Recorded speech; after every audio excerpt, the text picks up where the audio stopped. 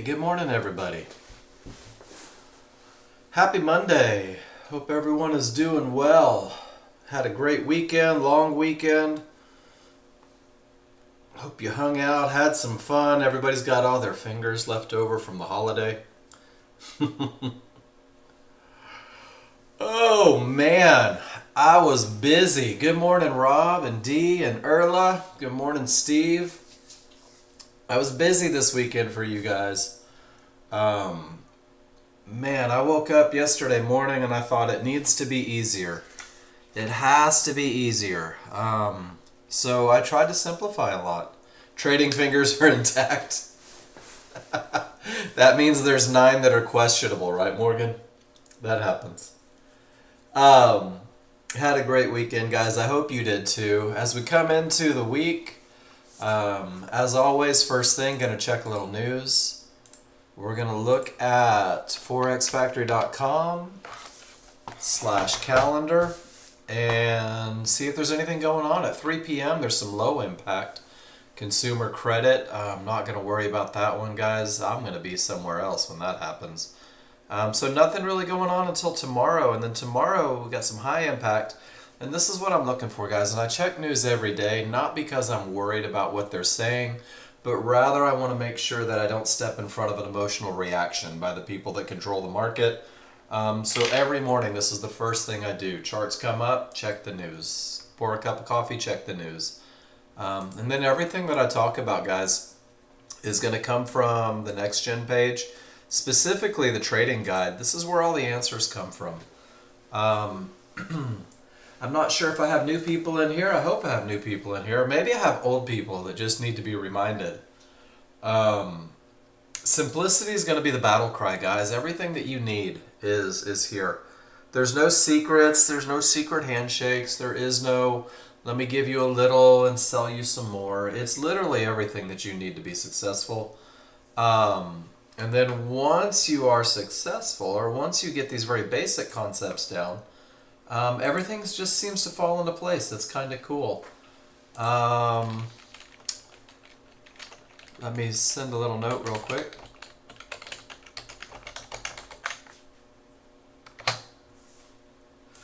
So we're going to talk about, for the first hour, and I do this every day because I believe firmly that repetition is the key to recognition, guys. That repetition is what's going to pay dividends for you. Patience intact. Amen, John Novak. But what you'll find, guys, is that we're going to focus an entire hour on what we call a high probability trend trade. We're going to spend a whole hour talking about these rules. And I'm going to tell you that these 2 rules are the 2 that are going to take you just a couple days to learn. These are the rules that are going to get you speaking in terms of advantages. These are the rules that are going to turn you into a chart reader. And then, guys, that 3rd rule, giving you an entry, this is going to change with you. This is going to grow with you. I always say it's 3 rules on 2 charts, guys. It's 2 rules on 1 chart. And then once you have those 2 in place, once you have momentum and once you have a clear path, guys, you're going to find a million ways to capitalize on what the market is giving you. And that's one of the cool things about what we do, is that all we're doing for an hour is learning to read charts. All we're doing for the whole first hour is getting comfortable with the information that the software is telling us and becoming chart readers. Because once we're chart readers, once you can look at your charts and say, hey, these advantages are in place, well, then you're going to find the trade that suits you. And chart reading is about 90% of what you do each and every day. Chart reading is not exciting. It's not glamorous. It's not a red carpet walk. But what chart reading is, it's giving you the ability to look at your charts and understand where the market is likely to go. You're understanding where the market is likely to stop, and then you're going to use where the market is likely to continue to get into and capitalize on the advantages in front of you. And that's why we focus on the high probability trend trade first, guys. This high probability trend trade is a trade that typically wins 70 to 80% of the time. This high probability trend trade is a trade that's going to teach you to read your indicators. It's going to create confidence through the memory of success. And that's why we focus so heavily on the high probability trend trade. And the easiest way to get to where you want to be, it begins with posting your trades in class, guys. Don't be shy. This is a very welcoming community. And this is a very low pressure class. So take the time, take pictures of what you see, take pictures of what you're thinking. Show me why you're doing what you're doing, and what we'll do is we'll work together every day to get your chart reading where it needs to be so that you can create a plan that suits your needs. The second thing, and I do this every day, is I'm going to give you a spreadsheet, and the spreadsheet is just a trade journal for the most part, where you are going to track everything that you do, and you're going to create this, it's your diary, really. Dear diary, today I took a long trade. These were my advantages, this was my outcome. And you're going to be able to do that every day. So my goal is to learn the trigger line and the Fibonacci rules for when it's okay to trade. That's what we're going to talk about for almost an hour. Those 3 simple rules that I showed you. You guys simulate, practice, break some eggs, make some omelets, make mistakes, that's okay. But make sure that you're posting your pictures in class as you go through this learning process so that we can talk about it. And make sure that you're telling me everything that you see, everything that you're doing, why you're doing it, where you're doing it. And what'll happen is we will work together to do it better. Paul, you disagree? It's difficult learning to chart read like anything in life. Once you learn it, it's someone no one can take away. It is work, Paul. The concepts aren't difficult. I firmly believe that. And I'll stick to my guns on that one. The concepts aren't difficult. Ignoring the rest of the noise, ignoring your gut, and knowing that little tugging feeling at your coattails that says, Paul, even though you don't see advantages, take a trade anyway because you're bored, because you're fearful, because you're greedy. That's what creates difficulty for most traders. Everybody by the end of this classroom will be able to identify momentum. You'll have a solid plan. You'll just have to learn to work it, guys. The process yields the results. So it's all right. I like a little disagreement. But you're absolutely right. Once you learn to read your charts, nobody can take that from you. And guys, you're going to begin to see opportunities that you never thought possible. But until you get to that point, simplicity is your friend, and we're going to simplify. I'm going to focus on the high probability trend trade today, and I'm also going to give you a plan for what's called a medium probability trend trade, which is really just a trade where almost everything is perfect except for one thing. And you'll be able to work your way around that one thing by recognizing advantages. But you've got to know what everything looks like so it becomes easy. And that's really the most important thing. And that's where that spreadsheet comes in, guys. I was talking to a friend of mine over the weekend, and I said, hey, here's 350 pictures of people using the advantages the software provide to make money. Here's 350 pictures of you being able to see momentum and you being able to identify entries. And if you can recognize the look that you want, if you can recognize your rules met when absolutely nothing is moving, when the market is live, when it's moving, it's almost as though the market slows down because you know exactly what you're looking for. That's what this client trade section is for, guys. You should be studying this as a new user. There's a favorite looks section where you're going to build your trading plan through the pictures that you take, whether it's entries, whether it's management, things that you see repeat itself, termination conditions. There's a copy of your tracking where every trade that you take, you're going to take a picture, talk about what you saw, and drop it in here. And then the key is not to just take a picture and forget it, but rather to take a picture, and when you take that picture, whoops, I need to grant somebody access to the room.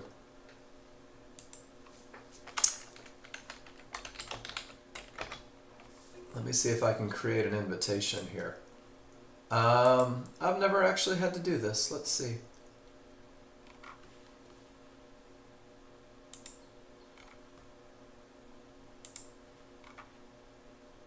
Sorry guys, quick little...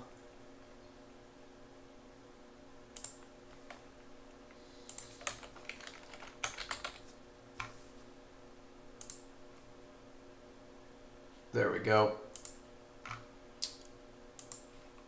We'll see if that gets her in. Guys, this is where you're going to take pictures of everything that you do. This is where you're going to post your pictures. You're going to talk about how you felt. There's a whole note section for you to be able to talk about the feedback that you receive in class. Good morning, Kenan. Good morning, Zorro. And once you do this, and you come back and you study this every morning, and you look at your advantages, and you look at the disadvantages, and the things that are bringing you success, and maybe even the things that are taking that success from you, what happens is you start to recognize patterns. You start to see all of these patterns. And you're going to turn them into a trading plan. So use the spreadsheet every day. Use it as much as you can. Fill it with pictures. Create that recognition, guys, because you've got to know what it looks like. You've got to know what it looks like to have your advantages in order for them to become easy and second nature in the moment. And then we're going to focus on the high probability trend trade, guys. We're going to talk about the 3 rules. Each rule creates an advantage. Each rule gives you something that lends itself to the chart read. So the first rule says strong triggers, and those strong triggers are going to provide you the advantage of momentum. And then the second rule, making sure that there's nothing in the way, no termination conditions, guys, that's going to give you nothing between you and your targets. That's going to give you a clear path. And that clear path is going to set you up to look for an entry. And that's the key right there, is your entry will show up after you have momentum. Your entry will show up after you have a clear path. Sorry, I am multitasking right now.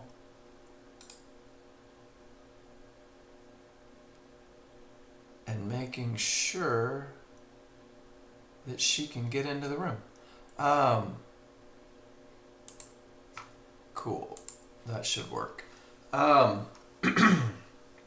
Your entry area is going to change. Your entry area is going to change dramatically. It's going to change all the time. But it's going to change based on your ability to have these 2 advantages, momentum and a clear path. You're going to find momentum trades. You're going to find HVA trades. You're going to find those jump-in trades that everyone seems to love. You're going to find high probability trend trades, medium probability trend trades. But it's all going to stem back to momentum and a clear path. And you're going to be able to find the high probability trend trade, the one that's only 3 rules, 3 advantages. You're going to pick that one off of only 2 charts. There is a large chart and a small chart. The large chart is a slow moving chart. It's a broad stroke of a brush. And this is where you're going to be able to identify the direction of the market, whether it's going up or down. You're going to recognize the momentum in the market, whether or not that advantage is present through rule number 1. And you're going to be able to pinpoint the areas where the market is most likely to react to, where the people that move the market are taking profits, getting in, getting out, the areas on the market, and that'll be defined through rule number 2, guys. The majority of everything that you do comes from the large chart, and it's a slow chart. It's only 1 bar, the most current bar on the large chart, that sets you up to recognize these advantages. But once you have them, you're going to go to the small chart, the faster chart, the refinement chart. And this is where you're going to pinpoint your entries, guys, because when you use a tiny chart as opposed to a large chart, you're going to reduce risk. You're going to maximize your profit potential. And initially, your rule number 3 for entry for that highest probability trend trade is coming from that smaller, faster chart. And we do this because there's really 2 forces in the market, guys. There's the large crowd, buyers and sellers, one on either side. These are the people that are establishing trends, and these are the people that are creating that momentum, and these are the people that are reacting to those key areas. And then there's the small crowd. These guys still have a lot of money. It's not like 2 guys with a bad opinion. The small crowd is capable of creating these little shoves against everything that the large crowd wants to have happen. And what it does is it gives us the opportunity to use that refinement chart to see those fluctuations and be able to enter the market with the least amount of risk and the highest profitability. So we're going to do this, guys. 3 rules, 2 charts, and everything starts with momentum. Momentum is the basis for so many trading plans that I see every day. Momentum is the advantage that pushes the market. Momentum is the advantage that can break those key Fibonacci areas. And guys, I'm going to tell you, momentum is really the advantage that can very often cover some of the mistakes that new users tend to make. So on your large chart, we're going to let the large chart define direction first. If the background is green on the large chart, it's going up. Go up with it. It's like a lazy river. It's easier to go with the flow than it is to fight. If the background is red, it's going down. We'll look for opportunities, rules met, for high probability trend trade short. And what it means to have strong triggers, guys, there's 2 sets of triggers. There are the small triggers, the solid lines, and there are the large triggers, the dashed lines. When the small triggers are up and above the large triggers and the large triggers are up and widening, it's the space created between the two. I want you to picture scissors that have opened, getting ready to cut. This is your strong trigger look, guys. And when you have strong triggers, the odds are favorable for the market to continue up. And you're going to hear all day long, odds favorable momentum. You're going to see it annotated on charts, OFM. And this odds favorable momentum, when you have that large chart that looks like it's produced a tail, this is where you guys will use a small chart to pinpoint exactly where that tail is most likely to form. I need my laser printer. Pew, pew. And the same thing in a downtrend. When the small triggers are below the large, all the triggers are red or all the triggers are green. The colors need to match to have strong triggers.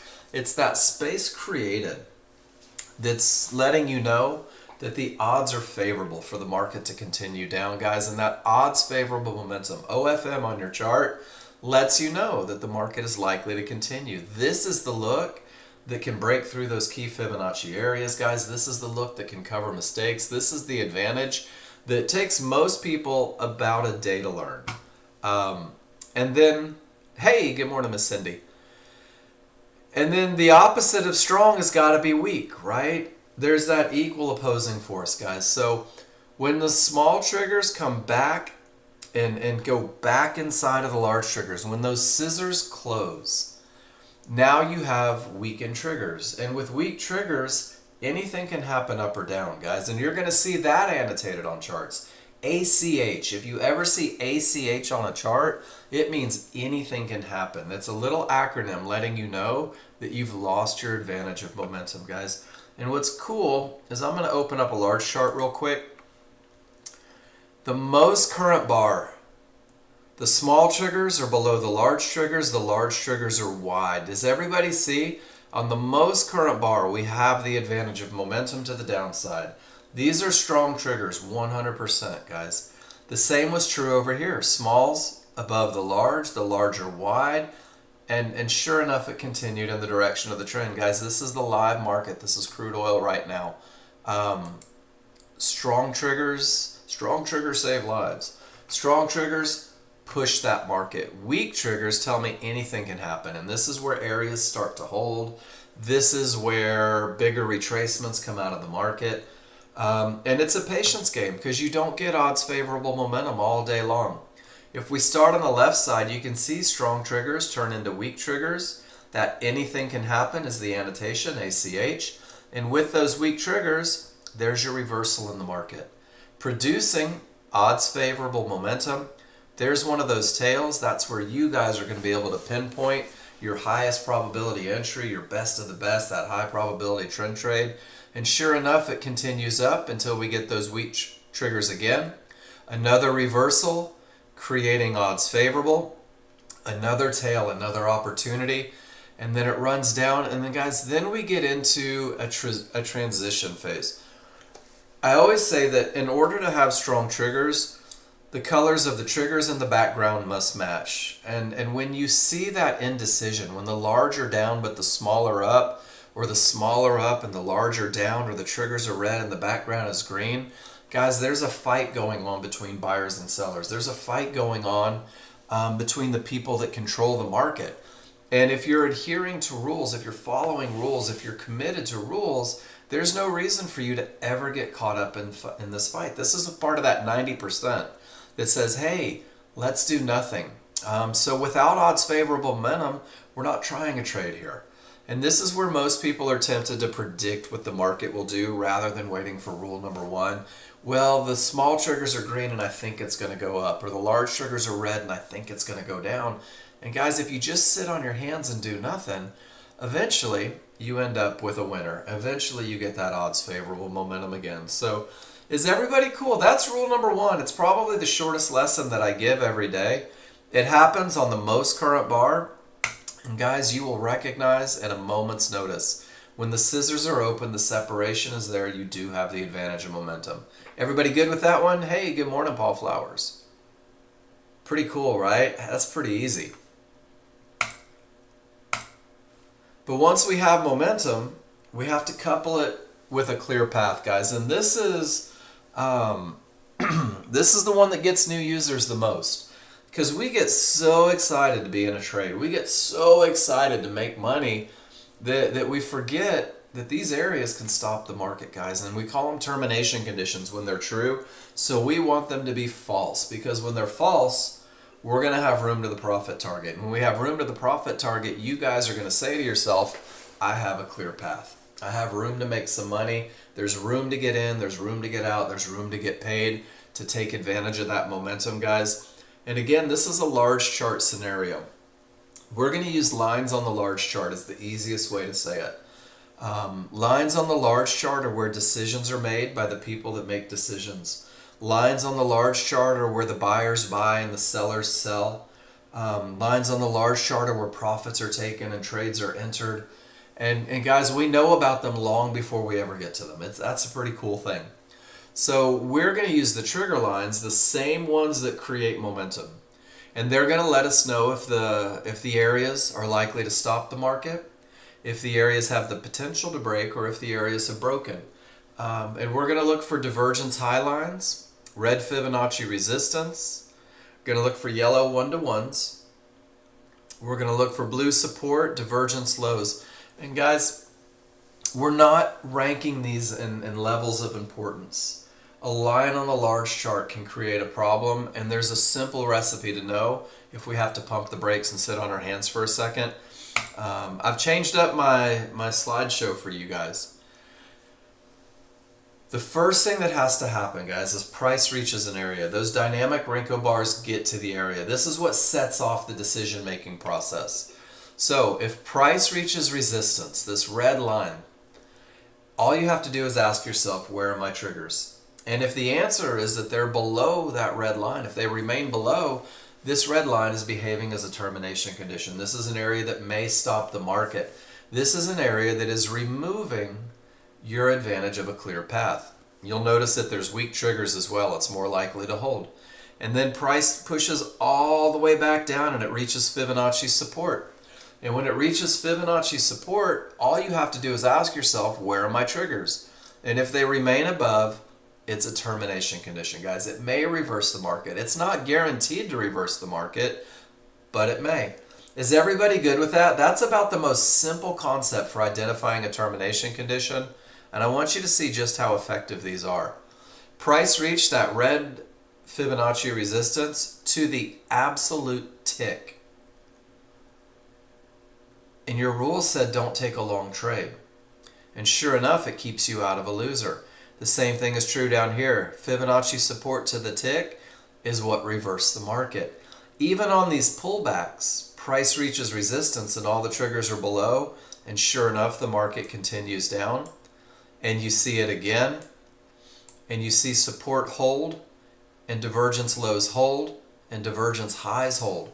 And guys, sometimes they break, but the reality is that when price reaches an area and those triggers haven't broken yet, you've lost your advantage. In any trade that you take, you have to preface with, gosh, I sure hope that area breaks. Is everybody good with that? That's the most simple concept. Price reaches, where are my triggers? The most broken rule, guys. Well, when is the area broken? We know when we can't trade into it. When is it cool to start looking for rules to be met, guys? When the smalls and the large get past the area. When the small triggers and the large triggers, both lines of the triggers get below support, support begins to behave as resistance. Guys, the area is broken, the path is clear. Let's look for opportunities to take high probability trend trade short. When the smalls and the large get above resistance, it behaves as support. Guys, now the area is broken. We're going to look for the rules to be met for high probability trend trades long. So 2 options for the brand new user. You're either trading into a termination condition, absolutely no clear path, let's do nothing in the moment, or you have a clear path, guys, and this path stays clear until price reaches the next area. So sometimes you're going to get really tight areas, and it's going to be termination after termination after termination, which means that you're in that 90% of doing nothing stage. These are your high probability trend trade scenarios, guys. Clear path is the only time rule 2 is ever met. But as you grow with the software, you're going to begin to recognize what we call a 50-50 look. And this is the potential to break, guys. When the small triggers smash, notice it's all caps, smash through the area, 3 to 4 points, guys, but the large triggers haven't made it through yet with odds favorable momentum. This is such a key. You've got to be good at rule number 1 to pick up on this potential to break. Guys, this is a 50-50 look. 50% of my triggers are through, 50% are not. These areas have the potential to break because of the momentum, but the path is still not clear. Rule number 2 is not met. The only way that I can ever say rule number 2 is met is if both sets of triggers make through, guys. So this is going to be the second trade that you learn. This is the trade that says, hey, with the potential to break, we may look for opportunities as long as we're not sacrificing momentum, as long as we're coming from a termination that reverses the market, a strong top or bottom, as long as there's no losses of momentum and we can do this low risk. So 3 options, guys. Price reaches the area, the triggers remain below resistance, above support. This is a termination condition. Rule number 2 is not met. Go walk the dog. Smalls and large break the areas. The path is now clear until we reach the next area. Let's look for rules to be met for high probability trend trades. Rule number 2 is met. And then that is going to carry you through your chart reading to the potential to break. And this will be the second trade in your trading plan, where it is no longer a high probability trend trade, but rather a medium probability trend trade. You are going to rely on your ability to read indicators to manage these a little more aggressively. And then finally, I've added this one in. You're going to hear throughout the day, strong top or bottom. What's a strong top or bottom, guys? When a decision is made at a key Fibonacci area, for example, resistance, price reaches the area, triggers remain below. Absolutely no triggers break through at all. Never one of those potential to breaks. Always triggers below. When the large triggers pinch, change color, roll, this is your reversal. We're going to call this a strong top. And a strong top is the precursor to the highest probability trend trades you can take. It creates the highest advantage going the other direction. And these strong tops and these strong bottoms very often will give you the highest chance of success on those potential to breaks, those 50-50 trades. So a strong top or bottom is defined when no triggers are through a termination condition and it reverses the market. And guys, this is setting you up for the best of the best. And that's how we're going to use lines on a large chart, guys. They're either going to stop the market, or they are going to have the potential to break, or they will be broken. And then there's one more termination condition. This is the only termination condition that I accept on a small chart.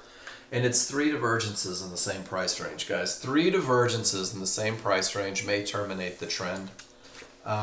What is divergence? Divergence is a loss of momentum. That's it. Don't make it any more important than it needs to be. If price goes down and comes up about 3 bars, if there's a loss of momentum, if momentum isn't following the price, you're going to see that magenta line from a low. Magenta line from a high, and that blue, that cyan line from a low. 3 of these in the same price range, guys, it may terminate the trend. 3 of these in the same price range with weak triggers is more powerful. 3 of these in the same price range with weak triggers and the third pivot higher than the low or lower than the high is even more powerful. So we're taking that rule number 1 lesson on weak triggers, guys, and we're actually going to take that rule number 2 lesson. The count resets once the small and the large get through. So you may have divergence, but if it breaks small and large, you're going to start your count over. But 3 in the same price range without being broken may terminate the trend. Rule number 2 is not met, and you're going to use that on the smaller, faster chart. Your large chart is going to say momentum. Your large chart's going to say clear path. When you turn over to look for that entry and you see 3 divergences, it's a big red flag saying, hey, guess what? Let's be a little patient and wait for it to happen, guys. Again, 90% of your day is doing nothing, sitting on your hands, waiting for advantages. This is a beautiful look at crude oil during the holiday, guys. And I want you to see there's fibs everywhere. And there's fights happening into every key area, guys. And this is consolidation or a choppy market. And sometimes you guys come to me from other backgrounds, and one of the biggest things I hear is, man, consolidation eats my lunch. Consolidation is where I lose the most money. Getting caught in a range is where it's so hard for me to take advantage. Guys, it's because none are present. Rule number 2, and rule number 2, number 2, number 2, number 2, number 2, all over the place. Rules not met, no advantages, no clear path. And what happens is once you believe in your rules, once you believe that rule number 2 can save your bacon, you find yourself not trading into these, not hoping that they break, because they do hold more often than they don't. That's why trading into them is a disadvantage, and the rules say don't. But what I find in my years of doing this is that the difference between successful traders and the people that are struggling to find their groove isn't the winners that the successful traders take, but rather the losers that they avoid by not taking trades without advantages. And the ability to do nothing when no advantages are present tends to be the biggest reason people find success in the market. Successful traders have 1 or 2 looks that they commit to, and they're the looks that typically revolve around having all the advantages. So that's rule number 2, guys. Lines on the large chart create problems. Lines on the large chart are where decisions are made. Lines on the large chart are where you're going to find areas that are either broken or not broken. So is everybody good so far? And once again, let's just pull up that crude oil large chart for grins. Guys, look how it stopped to the tick. And with the potential to break, look at the momentum. And it took it directly to Fibonacci support. And look at this bar forming right off of support without any triggers through it. Pretty amazing, isn't it? You're watching it live. And Rob, that's so true. We all want to be busy. But you guys just watched this happen, right? All that momentum pushed it directly into the fib, and look what that 1 bar is doing already. That's that fight that we don't have to be a part of. That was your reason to either take profits on the short if you found a short opportunity, or sit on your hands and do nothing as you wait to see if this is going to reverse the market or if it's ultimately going to break. And the reality is, guys, I have no idea what the market's going to do. The only thing that I'm sure of is that my advantage is gone. So rule number 1 will give me the advantage of momentum. Rule number 2 is going to teach me to identify areas that may be problematic, and it's going to provide me a clear path when there's none present. And then rule number 3, guys, this is your 3rd rule. This is for the brand new users. This is the foundation, because there's so many ways to make money in the market, but initially, this is going to be your rule for the high probability trend trade. It relies on that small crowd to fight. It relies on that refinement chart to pinpoint entries, guys. And rule number 3 says that you're going to use a limit order, meaning that you can wait for the market to come to you. And that limit order will be waiting at areas inside of triggers. So you're going to buy or sell a pullback at an area inside of triggers, guys. Areas on the large chart can be problematic. Areas on the small chart give you an entry spot. So we're going to use the big chart, little chart. The large chart is going to say down. The large chart is going to have momentum. The large chart's going to either be broken or have the potential to break. The rules are met on the large chart, and the dissection of this one bar with all of those rules met. The lowest point of the bar is the beginning of your pullback. That tail or wick is exactly where you're finding the entry for the highest probability trend trade using that smaller, faster refinement chart. So we're going to use areas inside of triggers, guys, and here's a little lesson on why. So on both the large chart and the small chart, price tends to return to the large triggers. It's just a moving average. I put this together over the weekend because I want you guys using the language. The large triggers are the correction point. The large triggers are where I expect price to return to. But the large triggers aren't my entry, guys. The large triggers aren't where I'm finding an entry. We're going to use areas inside of the correction point to provide a bounce. And when the correction point on the large chart and the correction point on the small chart come together, one on top of the other, we'll use those synthetic triggers. These synthetic triggers with steps are just the large triggers from the large chart. When the large triggers from the large chart and the large triggers from the small chart overlap, one on top of the other, two snakes riding piggyback, it creates what we call favorable large triggers. For the brand new user, this is your highest advantage, finding an area inside of favorable large triggers because it's the smallest correction point. It's the least amount of space for an entry point. It's going to give you the smallest area where the market is likely to continue, and this is going to provide you the least amount of risk. So for the brand new users, overlapping favorable large triggers is the absolute best of the best as you learn to read your indicators. So how do we find the entry? Well, the first thing we have to do is wait for the pullback. Wait for the small crowd to fight, guys. So the large chart is going to be up and strong and nothing in the way. And you're going to be just panicking. I need to be in a trade. I need to be in a trade. Like Rob said, I've got to be busy or I'm just not going to make money. Guys, the futures markets trade billions of dollars a day. You're trying to pull 500 a day out of it. You don't have to be in every move. You have to be in the best moves. So we're going to wait for the reversal bar on a smaller, faster chart, on that refinement chart. This signals the beginning of the fight, guys. The fight that the small crowd's going to put on. The reversal bar is not your entry. It's just really, it's taking you out of that momentum phase and says, hey, look, here comes the beginning of that pullback. At the time of the reversal bar, you're going to identify your triggers, large and synthetic. They should be overlapping, one on top of the other. They should be wide and angled in the direction of the trend.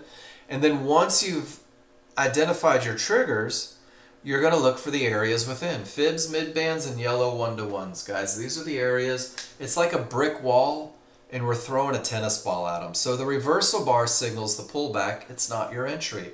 The trigger lines are where we expect price to come back to, but it's not your entry. It's the areas within. So you're going to create what's called the window of opportunity. And your window of opportunity for a long trade will extend from the highest point of support, in this case it's a mid-band closest to price, to the lowest point of support.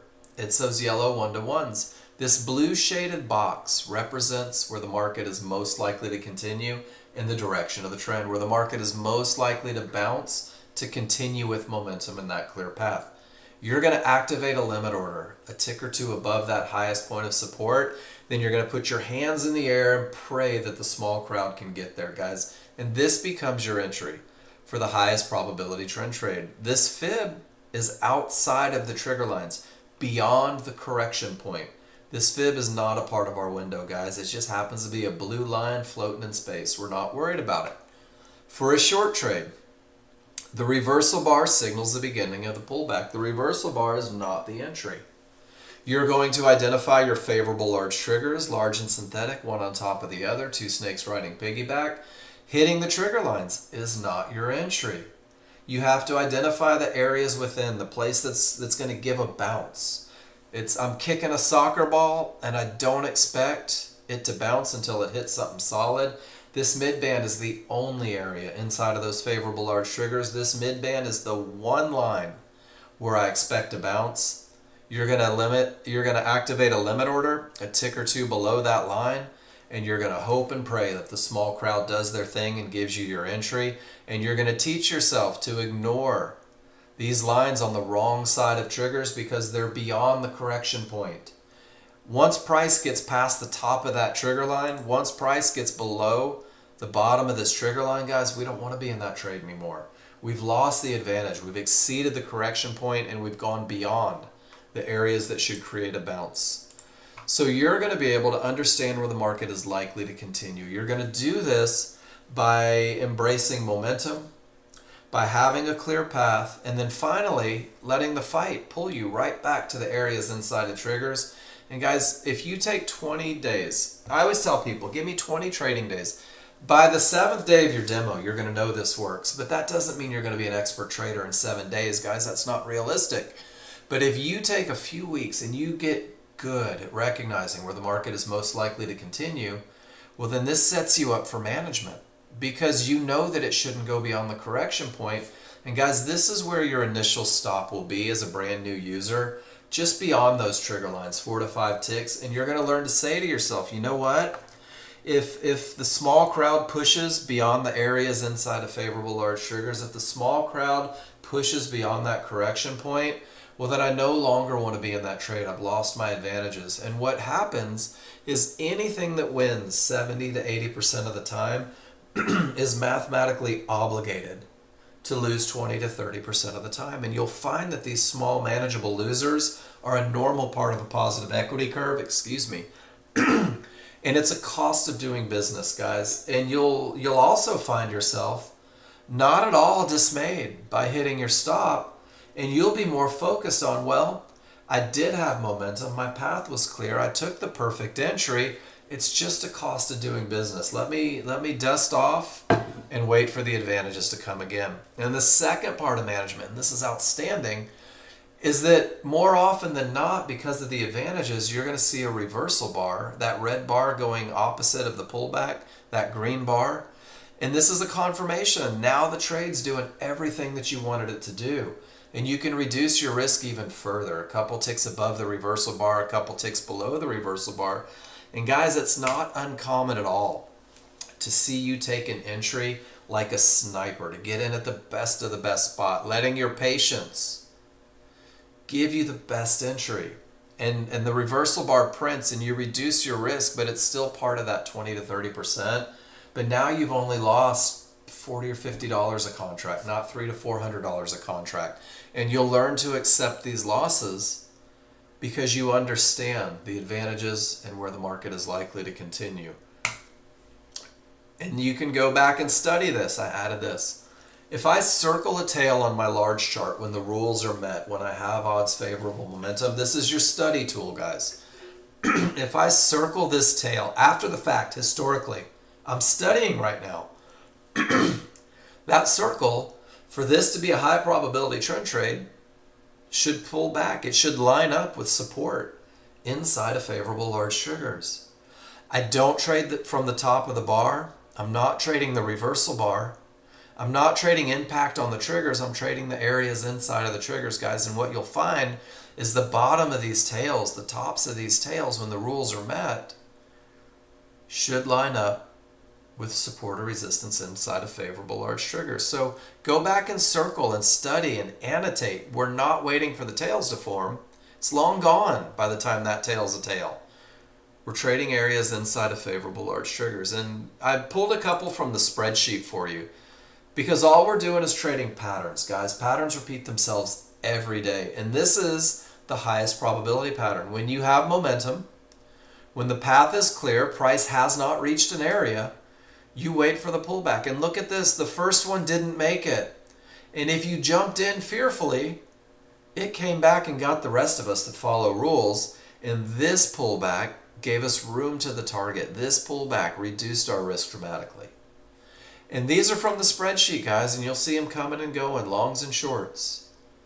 And if you circle the tail on the large chart, it should line up with resistance inside of favorable large triggers. And guys, that is your high probability trend trade. That is your best of the best. Support holds. Look at the bounce directly to resistance. Look at the bounce right back to support. Guys, if you don't see the power in these fibs by the end of the first day, you're not studying. Are there any questions about the high probability trend trade, guys? It's only momentum and a clear path. Master those two concepts, you'll find 1,000 entries. And I'm going to show you how to make it easy, guys. And here's the work part that Paul was talking about. I'm going to give you this. This is my chart reading 101 document. This goes with the spreadsheet that I gave you, right? Let me give you the spreadsheet again, just in case you guys didn't grab it. This is where I give you everything that you need to be successful, guys, inside of 5 minutes. Chart reading 101, to get to where you want to be. If you really want to be a chart reader, and that's going to turn you into a trader, guys, you've got to be able to recognize some looks and some patterns quickly. And this is going to reinforce all the lessons. If you scroll back and you take 25 pictures of strong triggers and 25 pictures of weak triggers, if you talk about the whys, why are they strong? What does it look like? What's my advantage? What rule does it pertain to? You'll never accidentally confuse weakness with strength because you've committed the look to memory. The same is true with the clear path and termination conditions. The same is true if you take pictures of that 50-50 look. You'll never say, hey, check it out, my path is clear. You'll learn to say, man, I've lost the advantage of a clear path. And the same is true with entries. And guys, the key is you can't just take pictures, right? I could take pictures all day long. That's my small chart. Let's pull up my large chart. Ideally, you're going to go back historically. And you've got capture software. This was provided to you when you loaded software. Guys, mash that big red button. And there's two ways to take a picture with it. You can just hover over one chart, click it, you get it. Or you can click and drag, and it'll take an area. And if you do that, guys, this is one snippet of the morning. This is a 1 hour slot. I'm going to hit my camera, and I want you to see how many lessons you can get with not taking a single trade.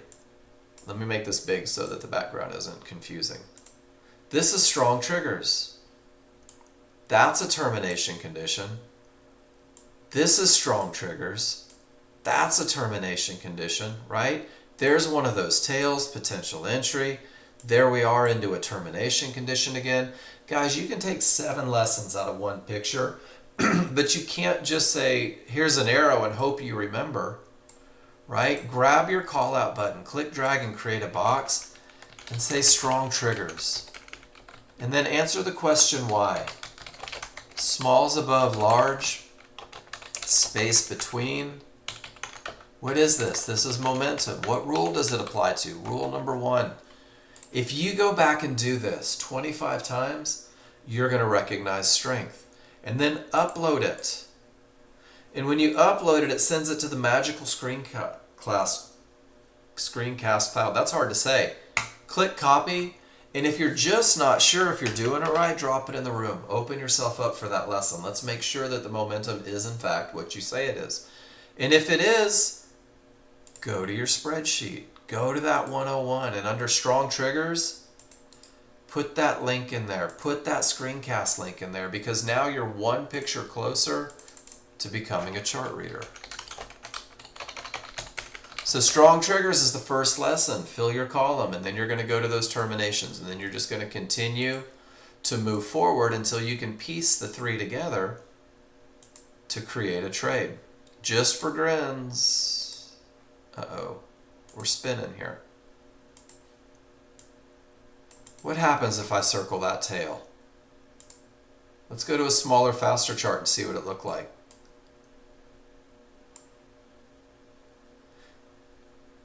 Resistance was in triggers, the mid-band was in triggers, and kind of floating in the beginning. Notice how it comes up to the second correction. Some of you might have caught this trade, some of you may not. But guys, that's how we're going to study. We're going to scroll back, and we're going to look. There's one with the potential to break. Let me circle that tail with all that potential, and let me scroll back on my smaller chart until I see it. And there it is, right to the mid-band, right inside of those large synthetic triggers. And that's what starts the push down. And then 3 divergences in the same location kills that trend. It's kind of cool, right? Every lesson that you need to be successful with the software is given to you in the first hour of this classroom. So I'm going to give you the 101. Guys, go through this drill. If you really are serious about being good at this, you've got to recognize these looks quickly. So there's your 101. I'm also going to give you a high probability trend trade checklist, guys. This is nothing more than you policing yourself. Every time you're looking to enter the market, you're reminding yourself that rules create an advantage. Is the market coming from a strong top or bottom? That termination that reversed the market. Do I have odds favorable momentum? Are there no terminations? Is there an area inside of favorable large triggers? Guys, it's highlighted for a reason. It's not pull back to the triggers. It's not pull back. It's pull back to the area inside of favorable large triggers. I've never had anybody follow this list, follow this checklist to the letter, and do worse than 70% winners, guys. The goal is to get paid. You are getting access to a plan that gives you the ability to win more than you lose right now. So I just dropped this checklist in the room. Print it out, grab your most delicious crayon, and make sure that you're following rules. And then as you're learning the rules, I'm going to give you the exact same checklist, but this one has the pictures of what it means to have the rules met. Is the market coming from a good top or bottom? Well, there's your termination. None of the triggers broke. There's your reversal. That's the best of the best. There's your momentum. There's your weakness. There's your not broken, your potential to break, and you're broken. And there's your windows of opportunity, guys. All of these are there so that you can commit these looks to memory so that you never falter when you're watching a live market. And then finally, I'm going to give you the KISS plans. I'm actually going to give you two. I'm going to give you one for the high probability trend trade. I'm going to give you one for the 50-50 trade. Let me open up the high probability trend trade first, guys, because this is your first 20 days with me. And I know that sounds like a lifetime, but this is your first 20 days. If you commit to finding your entry in the first 20 days, great entries create manageable trades. This is everything you need to be successful with the software. But disclaimer, this plan is a stepping stone in your learning journey. And guys, it's designed to optimize your chances of success with the high probability trend trade as a new user. It is designed to teach you to read your indicators. It is designed to get you to speak to yourself in terms of advantages. Guys, you should look at your charts and scare the hell out of your pets when you say things like, whoa, look at the momentum, or egads, there's a termination condition. This is designed to optimize your chances of success, to give you a plan capable of winning more than it's losing as you become a chart reader, guys. And then through study, simulation, class feedback, continuous practice, some people call this work, you'll be empowered to craft a plan tailored to your personal goals based on your experience reading the indicators. That's a big, foofy, AI-generated way of saying, guys, when you can read your charts, you're going to find opportunities. You're going to begin to find momentum trades, and you're going to find trades that come off of great tops and bottoms, and you're going to find HVA trades, and you're going to find all these different opportunities once you become a chart reader. So your simple plan for consistency, guys. Don't fight the large chart. Let the large chart lead the way. Let the large chart tell you what direction the market is going. Let the large chart tell you that there's momentum, and let the large chart tell you that there's not a darn thing in the way. And then look for your entry. And your entry is your entry. It's not my entry, guys. It's your entry. This is your plan. Day trading is not a team sport. So this is not Mark Novak's plan for Pluto. This is Pluto's entry for the highest probability trend trades. This is Christine's entry for the highest probability trend trade. Jordan, this one's yours, man, until you develop a plan outside of it. And guys, give me a Y if you can hear me, please. Anybody? Yeah? Good morning, Pluto. Good to see you, man. Nice to have you back. Awesome. So, guys, if you ever can't hear me, and then you see a whole bunch of Y's after you tell me, it means that it's you. So Pete's probably going to have to reboot. No, that's okay. You don't have to message Pluto. I can see your face when you're here. And it looks like you're someplace cool. in that picture. I love seeing y'all's faces. I love seeing what everybody looks like. I'm not sure where you were, but it looks like it was a good time. Hey, what's up, Christy? Nice to see you. So guys, define your entry. Great entries create manageable trades. And I can't stress that enough. Once you can define your entry, guys, you're 90% of the way there. But then you've got to do something with that great entry. There we go, Christine. Sassy little robot. True story, guys. Help me hold her accountable. I've known Christine for 30 years. And she's coming in to learn how to read the software. Once you learn how to enter, once you pinpoint that entry, guys, you got to do something with it. So the way entries are super mechanical in the beginning, right? The only way I enter a trade is if my rules are met. If I have this, then I do that. Your management should be the absolute same way. Keep it mechanical while you're learning to read your charts, while you're learning to recognize patterns. And what you'll find is that a very mechanical approach to management, it helps alleviate a lot of the fear, the anxiety, the hopes, the wishes, the wants. So you will craft a plan tailored to your personal goals based on your experience reading the indicators. There's that silly AI thing again that says, man, when you can read your charts, you're going to manage differently. But until you're comfortable in the moment reading your charts, let everything you do as a brand new user revolve around entering the market where the market is most likely to continue, because this gives you the least amount of risk and it gives you the highest profit potential.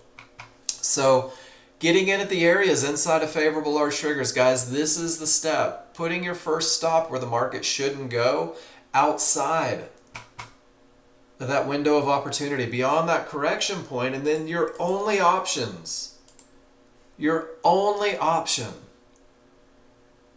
is to either get stopped out or, with all of those advantages, get a reversal bar in the direction of the trade. And if you get a reversal bar in the direction of the trade, your new stop is 2 ticks above it for a short trade, 2 ticks below it for a long trade. And then your hands go under your butt and you're not doing anything. You're either going to get stopped out for a smaller loss. That's cool, guys. You'll get used to it. It won't happen as often as the wins if you're following your plans, but it is going to happen. Or you're going to hit your first target. And guys, your first target for the brand new user should only be $100 in the distance. $100. Why? Because it's easy to hit $100 when you have odds favorable momentum. It's not difficult to hit $100 when you take the perfect entry, when there's nothing on the large chart to create a bounce. And this $100 develops confidence, guys. This $100 creates trust in the methodology. This $100, it feels good. So many people think they have to make all the money every trade, but the reality is, guys, base hits yield results. If you've never seen Moneyball with Brad Pitt, go watch Moneyball with Brad Pitt. The strategy to staffing the A's team is the exact same strategy successful traders have here. You don't have to hit a home run every time. What you need to do is you need to get on base and get into scoring position, guys. And $100 a pop adds up quick. And once you hit your $100, you're going to go break even. You're going to take all the fear out of the trade. There's no reason to sweat. Your palms dry up. The butterflies are dead. And it's either going to stop you out break even, or it's going to hit your second target, guys. And your second target for the brand new user is $200 in the distance.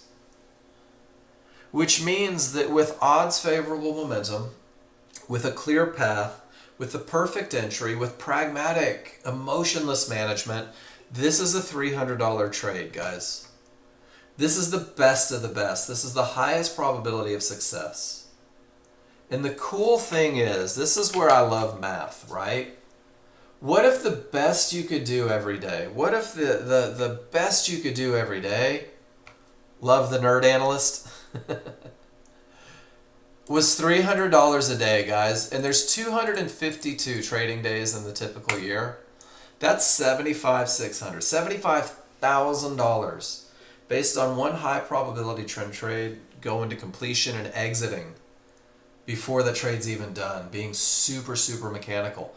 And here's the cool thing. What if you take those two contracts and turn them into 4 contracts with the same plan, right? It's not catching more trades, it's not taking chances, it's not trading into areas, but rather taking those base hits and allowing a little bit of compounding to pay results. So this is why we focus on the high probability trend trade first, guys.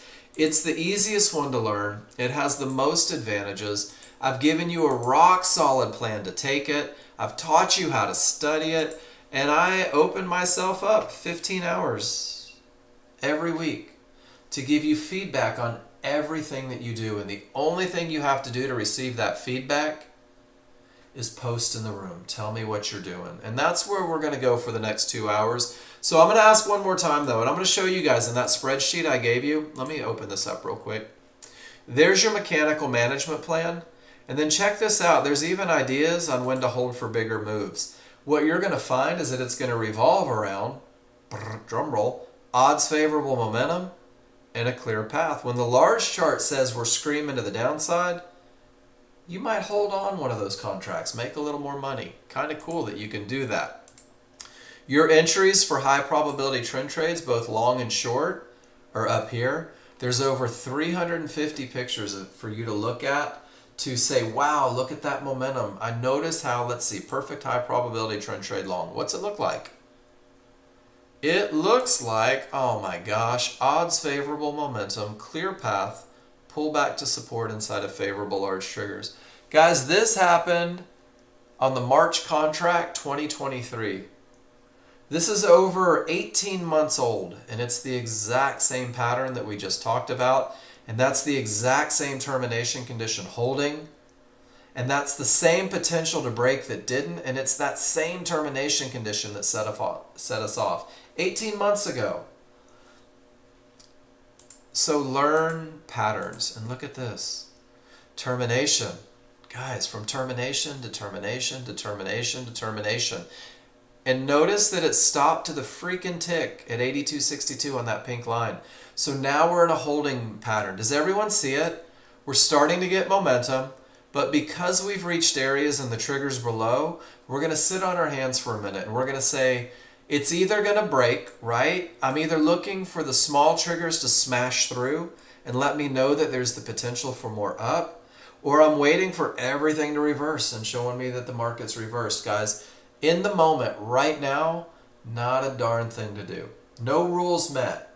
You can form opinions, but there's no rules met. So on that note, I'm going to take 5 minutes, guys. I'm going to go stretch my legs, refill my water, probably going to scratch my dog behind the ear because she loves that.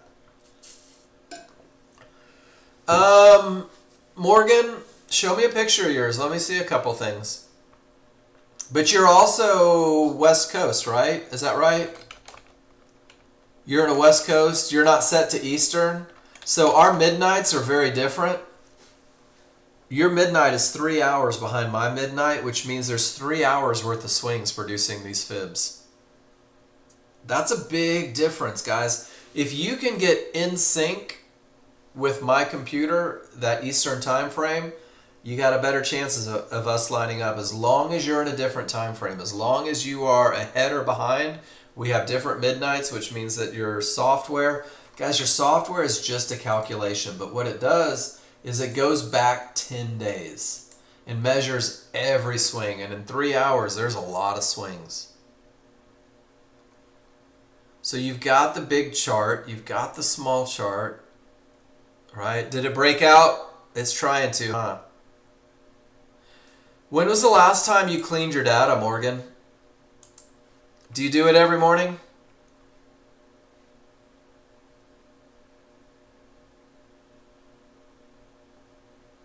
Cool. So things I do is I always clean out my data.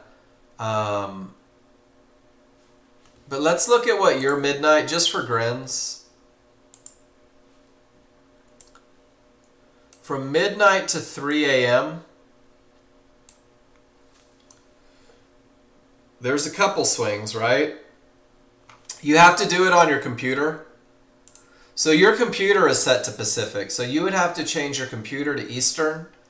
And when you do that, it will violate the software. So you'll have to get with Jason to reset. So do it after market hours. But that has a lot to do with it. Jen's in the other side of the world, and her fibs are always different than mine. But Jen trades her fibs and does just fine. So trade your charts for sure.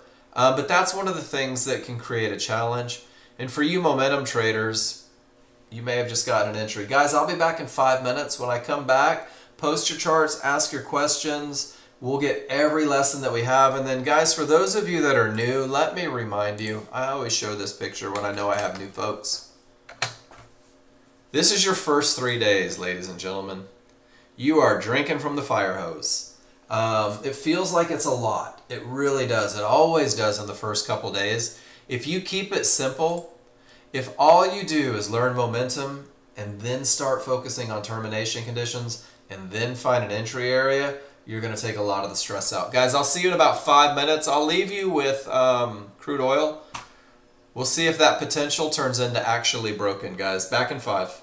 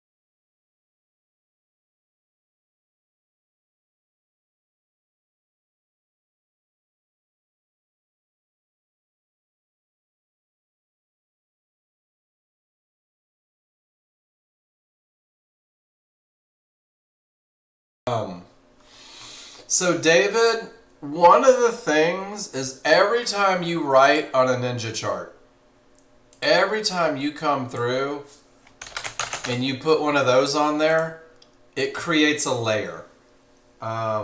So if you go through and you put 20 different annotations on a chart, you've created 20 additional layers. And every one of those layers creates a draw on NinjaTrader. You can, and I know that a lot of you old school guys love to write on the charts. The easier way, and the one that doesn't mess with NinjaTrader, is use that capture software. Use Snagit. Come through and grab it, because what you can do here is you can create 1,000 annotations all over the place. You can highlight stuff and do arrows and all of this, and then just upload it to Screencast. And I know that it's cool to have it on the chart to go back, but for as long as I can remember, that has been a draw on NinjaTrader. And I just don't know that there's any way around it. Just want to see it while trading? I gotcha. Sorry, I guess I wasn't very helpful there, but I wanted to. What do you annotate? Can I ask?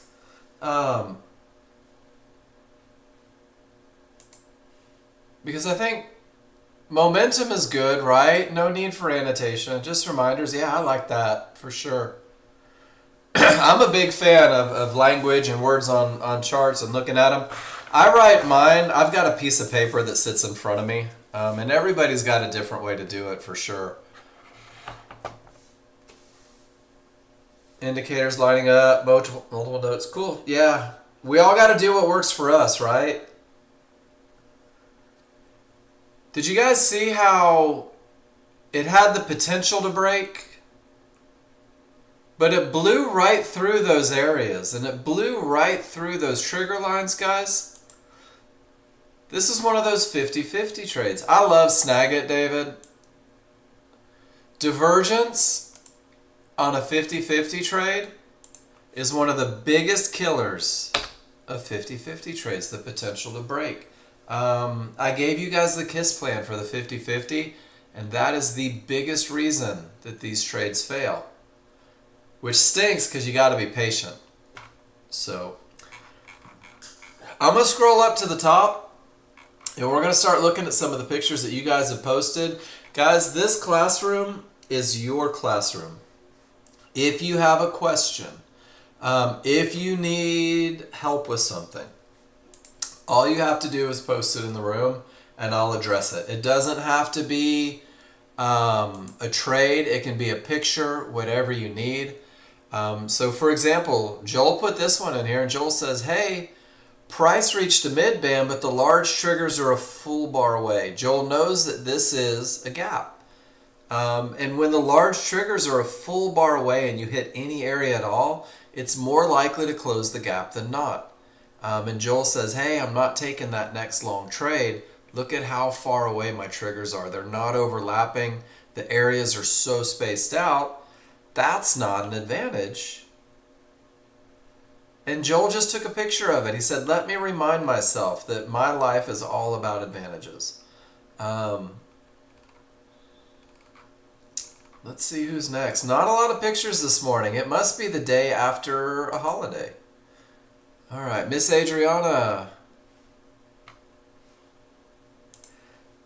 Adriana says, when a termination reverses the market, when it gives me odds favorable momentum, well, I'll enter 2 ticks below resistance inside of those triggers and ride the momentum all the way down to support. And you know what, Adriana? I don't think you could have done this one any better. And Adriana's been with me long enough that she doesn't have to annotate. I know exactly what she's doing. Can you guys give me a why, though? This is the one thing that I want you to see on Adriana's chart. Did you notice that it wasn't a clear path, that she had a 50-50 on that divergence low? Guys, this is the power of the strong top. When you have these strong tops and bottoms, these areas are more likely to break. When there's no divergence on the pullback, these areas are more likely to break.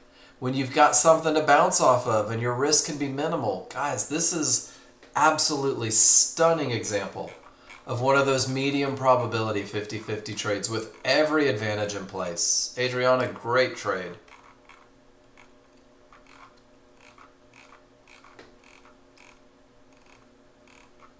And it fits the KISS plan 100% without question, which I love. All right, Morgan, let's see what you did.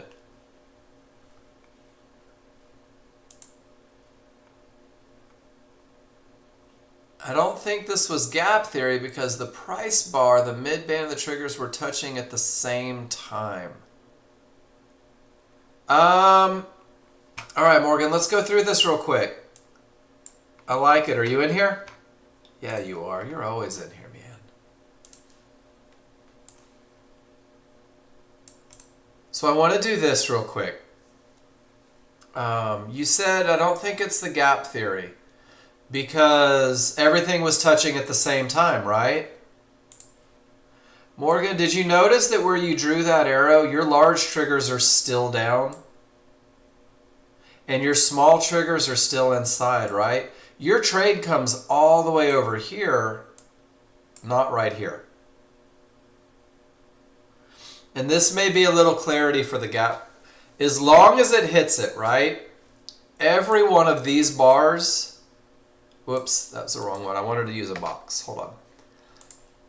This is where it hits it. All of these bars are in play. See how the large triggers are a full bar away when you're looking for your entry? There's that gap theory right there. When price accelerates away from the large triggers, and look at your small chart. There's one correction point, and then there's the other correction point. I understand why you did it. No divergence coming through. And then that gap theory is what got you. Guys, can everybody hear me? Rob's asking if I'm talking. Yeah? Okay. He knows the drill. So yeah, Morgan, this is the gap theory, guys. When price accelerates away from the large triggers, looking for that gap. You've been played. Well, you were 5 bars back, right? Rear view mirrors are great. Where and what is it, Cheetah? Here, let me find a better example for it.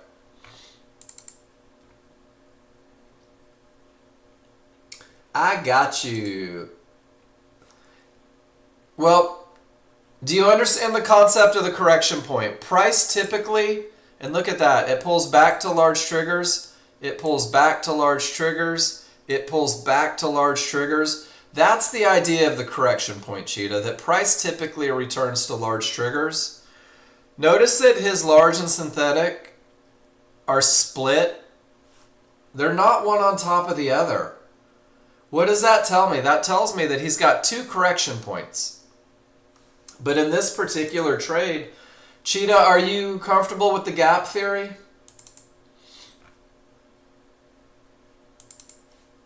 Cool, so let's talk about it real quick. So the gap theory says that if price pulls away from those large triggers on the large chart, too fast and too far into an area, whether it's fibs, mid bands, 1-to-1s, whatever, it typically snaps back to those large triggers. It closes the gap back to those large triggers. So the same idea that gets us to a great entry on the small chart pulling back to favorable large triggers is going to help you identify that anytime price accelerates away from these large triggers, if they remain a full bar away, and that full bar is determined, they're below the reversal bar marker here. Or if we were going the other direction, they're above the reversal bar marker here. Price is likely to close that gap. And what it says is absolutely no short trades until that gap is closed, or absolutely no long trades until the gap is closed and the rules are met. And it acts as a safeguard because it's like a vacuum. You can hear the sucking noise as it pulls back. So that's kind of what happened here is Morgan got here and he's looking for the trade, but the large triggers were a full bar away, and sure enough, it closed that gap and ran them right over as it did it. Do you see it? And then if you guys are into, I don't know, studying things, there's about 40 pictures, maybe not that many, but here's one says gap theory. Straight from the spreadsheet, guys. And this is when the large chart midband behaves as a termination condition. When those large triggers, it's like a vacuum sucking it back. Does that make sense? And if you go through the spreadsheet, guys, there's a lot of ideas on this. And the gap theory isn't a trade. The gap theory says, hey, let it close the gap. It's coming off of support, and the large triggers were way up here. So it keeps you from trying that short trade because you're like, oh, wait a minute. Price loves to return to the large triggers. So it's a pattern. And the cool thing is, you can scroll back. There's the gap theory there. There it is there as well. From here, not quite. There it is right there, coming off of the divergence high. And look in consolidation. There it is there.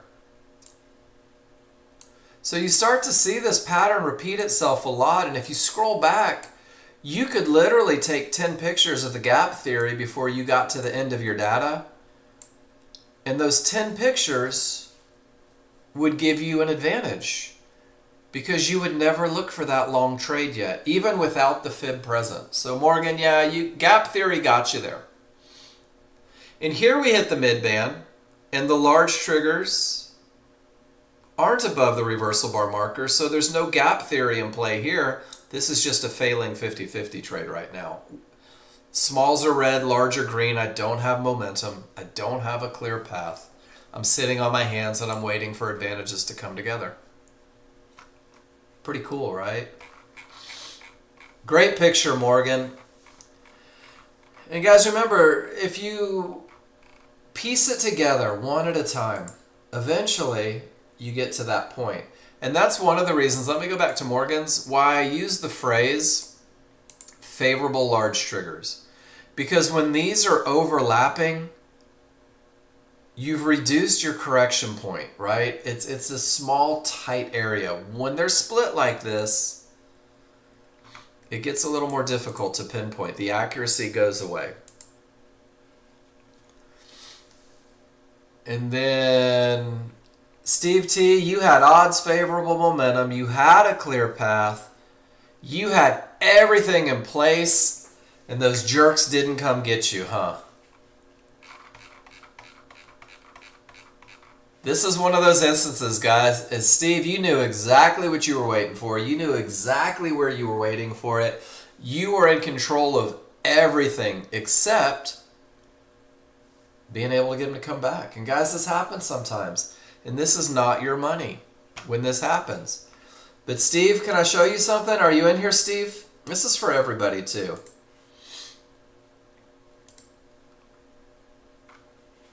What did set up for all, oh, we got double Steve, double the Steves. What did set up is the momentum style trade that Nexgen teaches. When you have a termination that reverses the market, when you have odds favorable momentum, this momentum style trade, it's trading the potential of the breakout of this fib, which means that you have odds favorable momentum on both charts, that your small triggers are through, and right in the user guide, guys, there is a trade, the momentum trade, that says when the small triggers break through, buy a snapback to the fib. And when you buy that snapback, a reversal bar takes you out because it's a loss of momentum. I had 6 ticks of risk on this trade. And sure enough, first target hit of $100. Second target hit of $200. So guys, you're going to find a million ways to capitalize. But your ability to take this trade revolves around understanding momentum and the potential to break. So Steve, you had everything in line, man. They just didn't come get you, which is kind of a bummer sometimes. But it does happen sometimes. Just not your money.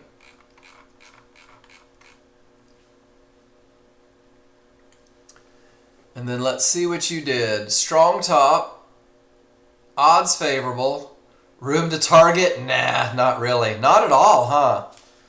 Directly into support. Gap theory comes back to the large triggers. And you chose to go short. Jumped in as it accelerated down, slapped me. I don't have rules for the trade. You're not trading from areas. Not brave enough to set limit order when the fib support 8260. Not broken. But Steve, can I go through all the great things about this trade? Termination creates an advantage, right? And when it hits all this stuff, it pulls right back to the trigger lines. The challenge here is these are still up. And this, for me personally, Steve, catching them when they roll is so much easier because as long as these large triggers are up, that market has the potential to just go ahead and continue, especially off of a termination condition. I mean, you wait for it to close the gap, you wait for it to start down, you take quick profits. This is one of those trades that probably doesn't win more than it loses. I'm glad that you won. But that's probably, if you went back and said, how many times can I trade into support with the large triggers up and it wins, you're probably going to find that it loses more than it wins, which means that it doesn't create an advantage, which means that you may have gotten a little lucky, and I'm not afraid to say that. A strong top helped you out for sure. The smalls below the large helped you out. That's a rough look. Morgan, we already saw that one. And guys, I'm going to tell you right now, I don't mind telling you if I think you got a little lucky.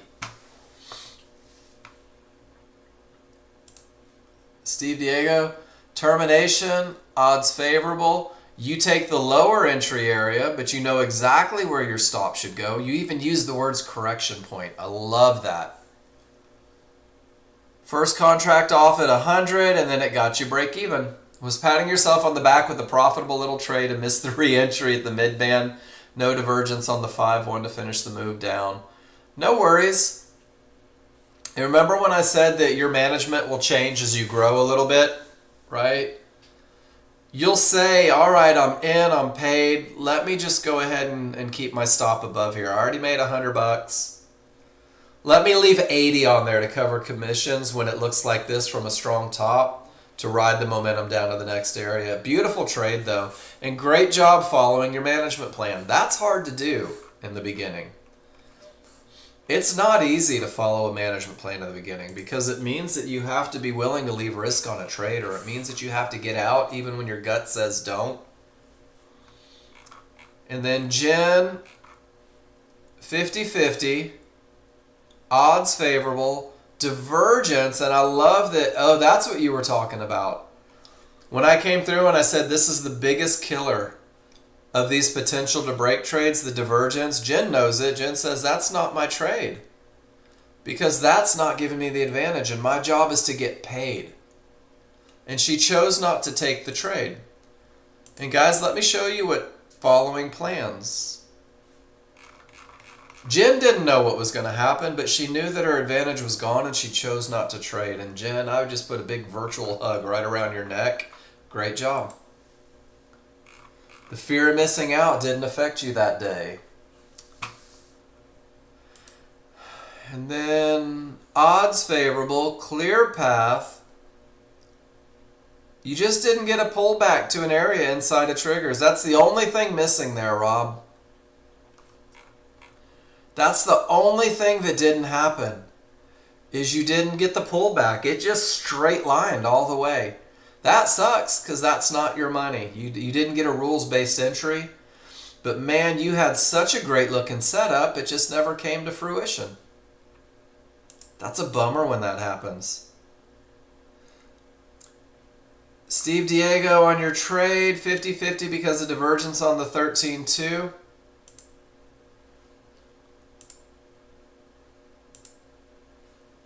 Yep, 50-50 on the divergence low. That's it.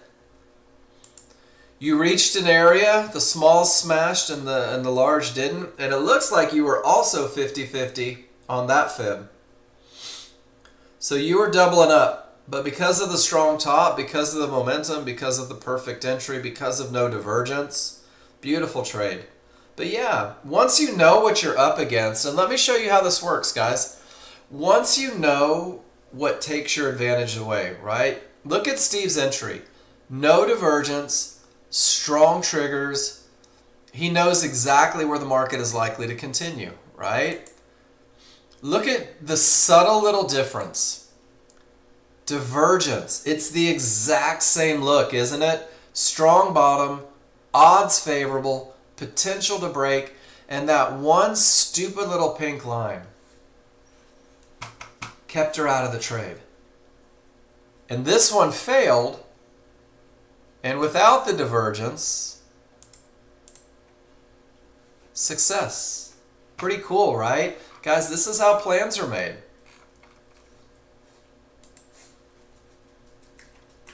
And then Rob, purple dots only area the first target between triggers.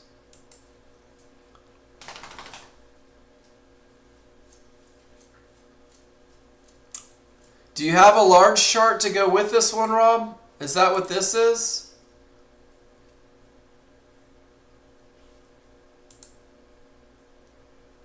$10.16.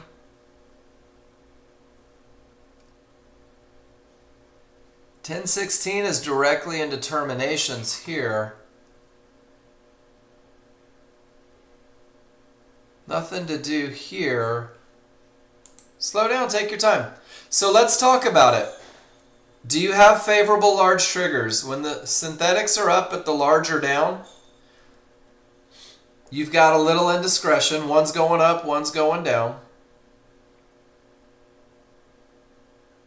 Don't have any areas. The pink 1-to-1s don't count. I'd love to see the large chart there to see what it looked like at 10.16.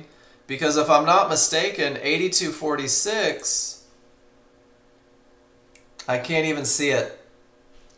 I'm not sure that these are the same days. Because 82.46 isn't even on it here. So that was kind of tough. But your large charts and small charts didn't agree if your synthetics were still up. This was definitely a transition, probably coming off of a termination condition. And that was your first pullback based on patterns. Guys, excuse me just 1 second. I'll be back in 2 minutes, tops.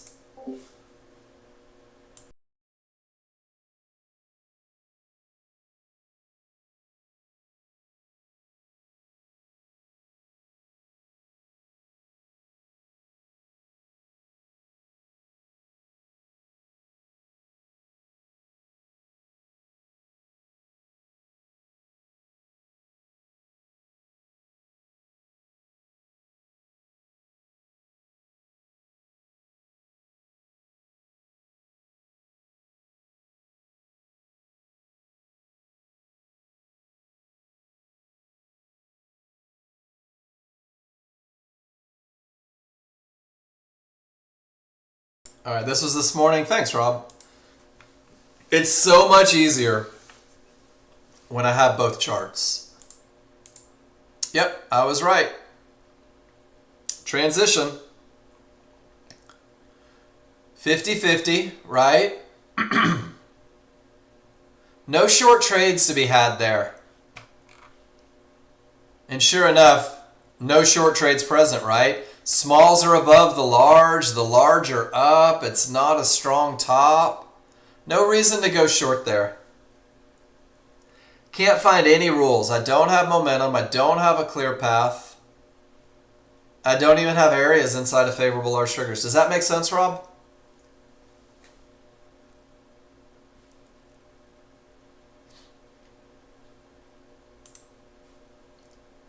Oh, man. That's one of those trades. Let me say, Rob, it's a good read. But the fact that it's coming from a strong bottom, that's probably just a fight going on. These are tough. And this is why when I look for this trade, because let's turn this into a lesson. When I look for this trade, this pullback to the small triggers, man, that's it right there, coming off of a strong bottom. And let me show you what it looks like, because it looks exactly like what you pointed out. So the thought process was great. There it is right there. But when you get a termination and the large chart triggers roll, the smalls roll, it looks like a pullback to the large triggers. There's not always agreement, but that's kind of taking advantage of the strong bottom, of that awesome no triggers through termination. And since the small triggers went through here, even though it's a very similar look, we take this one off the table because the small triggers broke. Does that make sense? Two very close, but not quite the same. And that's actually a trade. It's kind of cool. You nailed it 100%. But that's a trade that Nexgen started teaching in 2004. When Fibonacci holds and the small triggers roll, sell a pullback. This was trade number 2 in 2004 trading plan.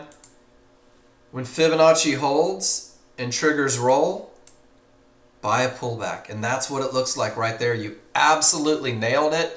The only difference is the no triggers through. So let that be the first part when you're looking for this one. If there was a fib right here, rock star. Does that make sense? It's an awesome read, dude. It's just that little subtlety that changes it. I like it. And oddly enough, we've gone through everything. And guys, if you ever wonder, do fights happen at fibs? This is why it was only the potential to break. Because right in this area, you can see the fight. They tried to break it, the opposing force pushed, the buyers weren't having it, and now everything is headed up, right? And now my large triggers are up, and my small triggers are up, and my large triggers are up, and my synthetic triggers are up. I don't have odds favorable momentum, but I do have a clear path. This is where your chart reading says clever things, like, you know what? With all the triggers green, with everything up, with the path clear, with a tiny little window of opportunity, maybe I'll take a medium probability trade. And when I say it's a medium probability trade, let me show you what I mean.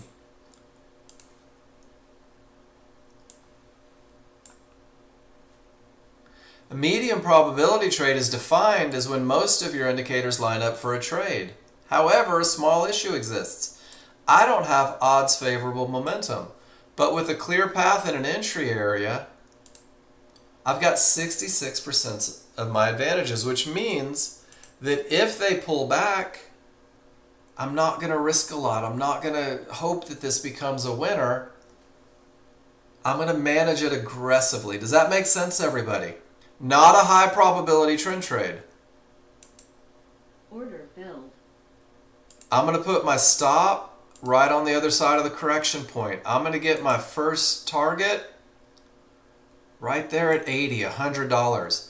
Every trigger is up. My path is clear. My window is clearly defined. But guys, this will never be a high probability trend trade because I don't have odds favorable momentum. Does that make sense? My smalls are outside of the large. This area has the potential to hold because of trigger location. But it's not a high probability trend trade. I can't come into this expecting to win 70 to 80% of them. So what needs to happen? I need a reversal bar in the direction of the trade to move my stop. Otherwise, I just have to accept my fate if the small crowd decides to push through without the advantage of momentum.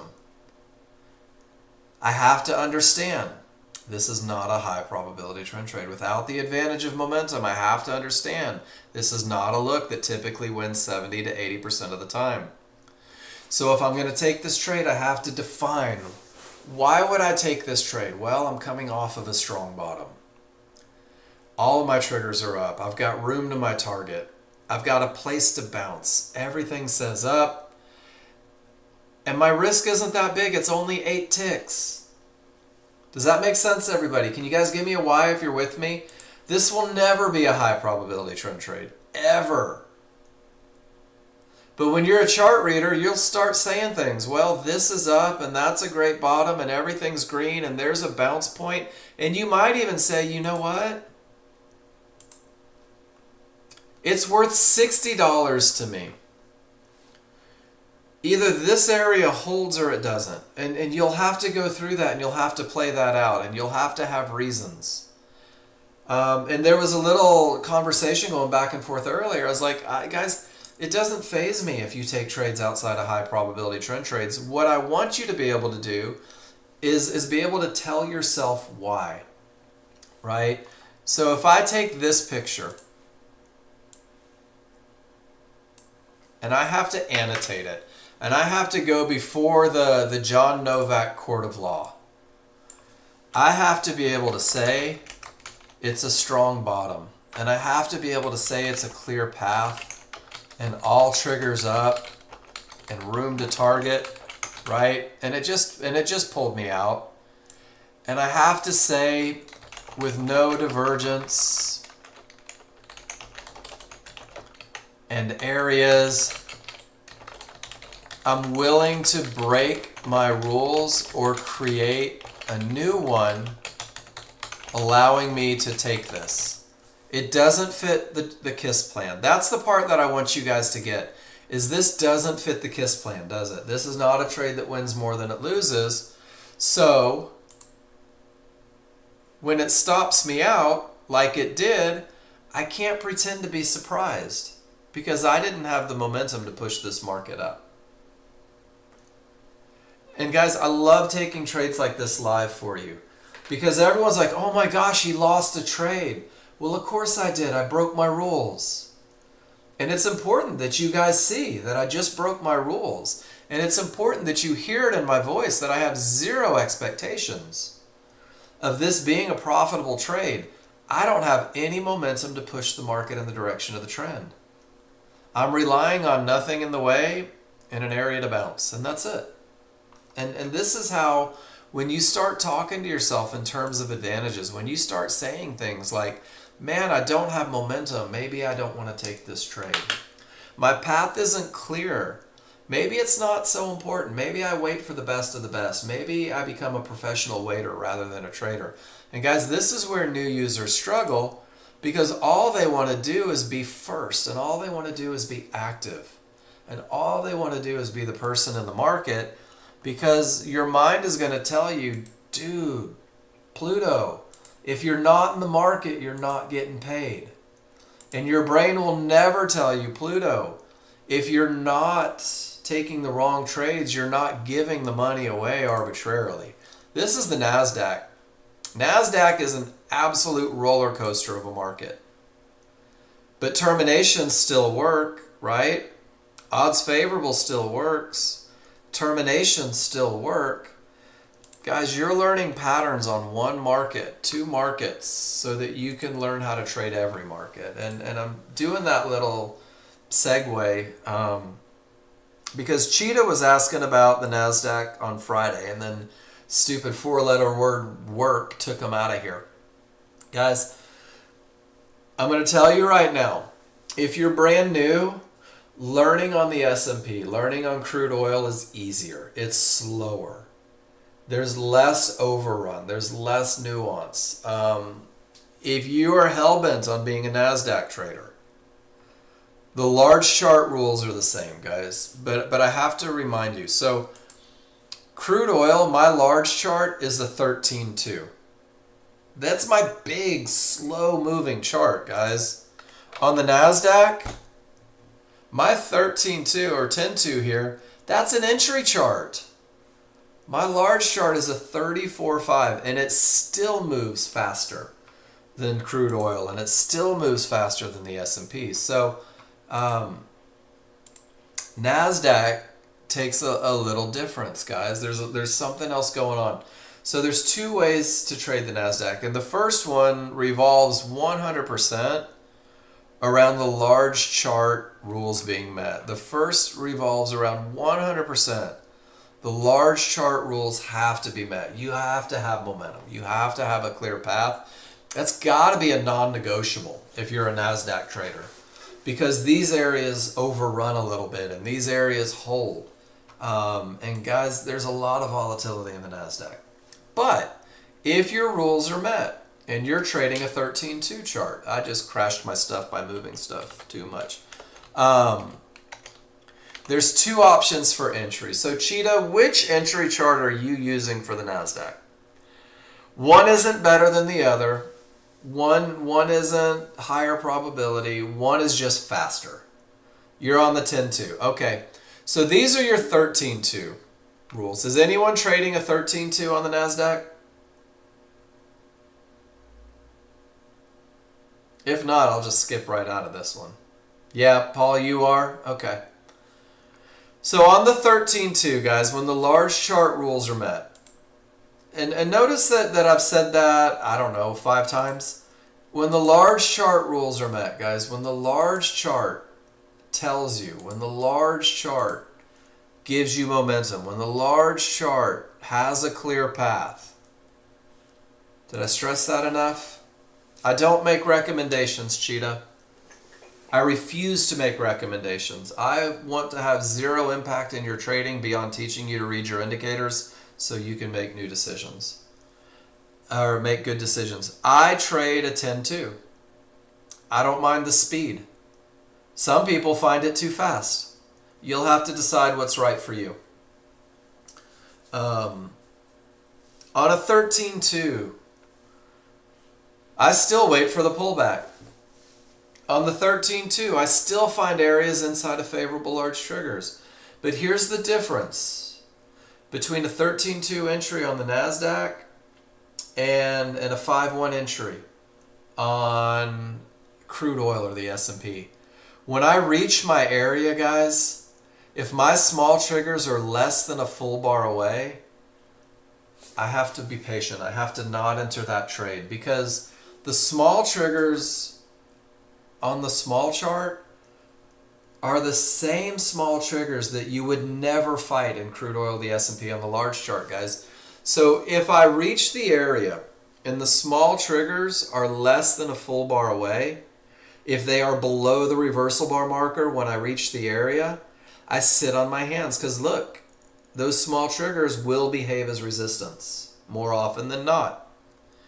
So I wait for a close on the correct side, a close on the correct side, not the potential for an up bar, not even a reversal bar, but the close on the correct side of the small triggers. I put myself on the other side of the momentum. Does that make sense, NASDAQ traders?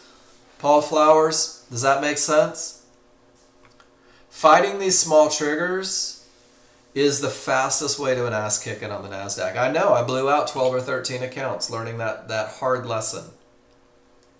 And then I finally went through the process. I started taking pictures and finding patterns, and that's the pattern that I found. And then the second potential is if you get to that area and the small triggers are above the reversal bar marker, the small triggers are more than a full bar away, I'm getting in at the area. Because what this does for me is if they're going to act as resistance, my risk is minimal. I have time to manage it if the market does one of these and comes back down. So guys, that's your 13-2 entry. That's in the spreadsheet. Doug, I mean that I was on Apex trying to get funded, and rather than get funded, I got obliterated and lost my accounts and had to reset them. It means that I was trying to trade a market that I didn't have rules for. I did everything that I tell you guys not to do, and it cost me money every time. And then eventually, what I did, Doug, is exactly what I tell you guys to do. Take pictures of your trades, study them, recognize patterns, and make sure that you have rules in place. I didn't have rules for NASDAQ entry. I thought it was the same as crude oil. And that is how I came up with the 13-2, being patient. So on the 13-2, this one says strong smalls win. Let's see what it looks like just for grins.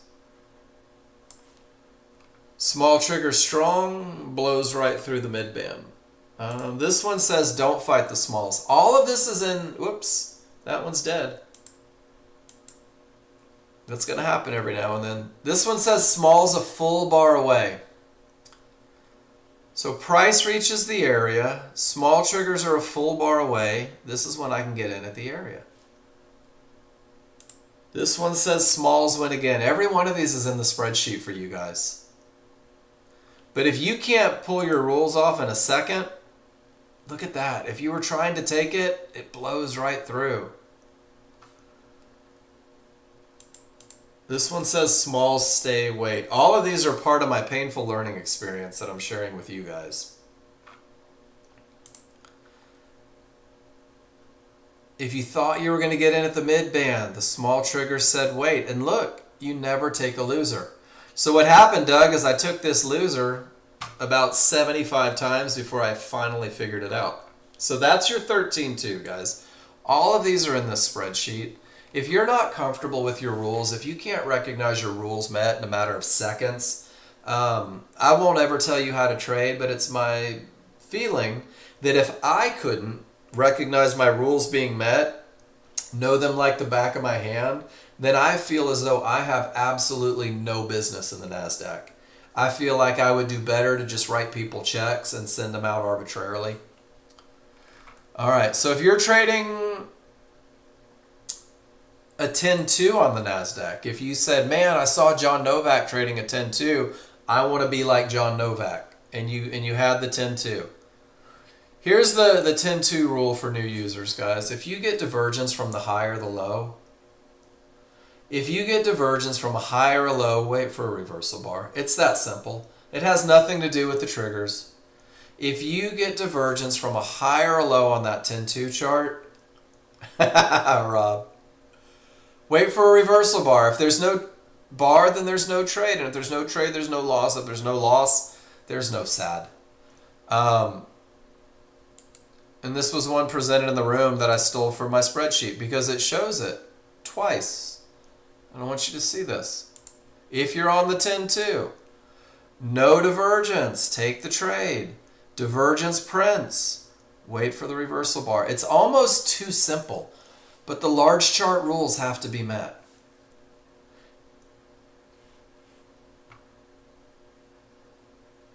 Morgan, kids today don't listen. If you're on a 13-2, Morgan,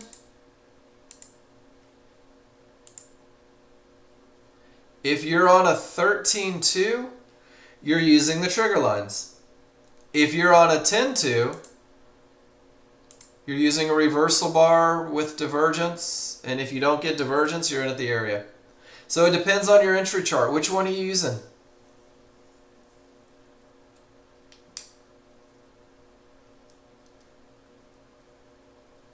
(10-2). So if there's no divergence, go with the area. If there's divergence, wait for the reversal bar. Steve, will you show a picture of it? That'd be awesome. If you don't mind.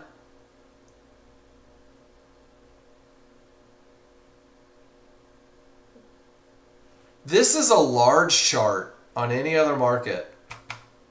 That's what we forget. It's a large chart on any other market. I'm still calculating here. Got the case of the Mondays.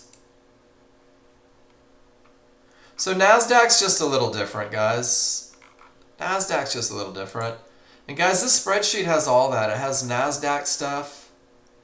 It has people taking high probability, medium probability. It has management things. It has patterns that repeat themselves.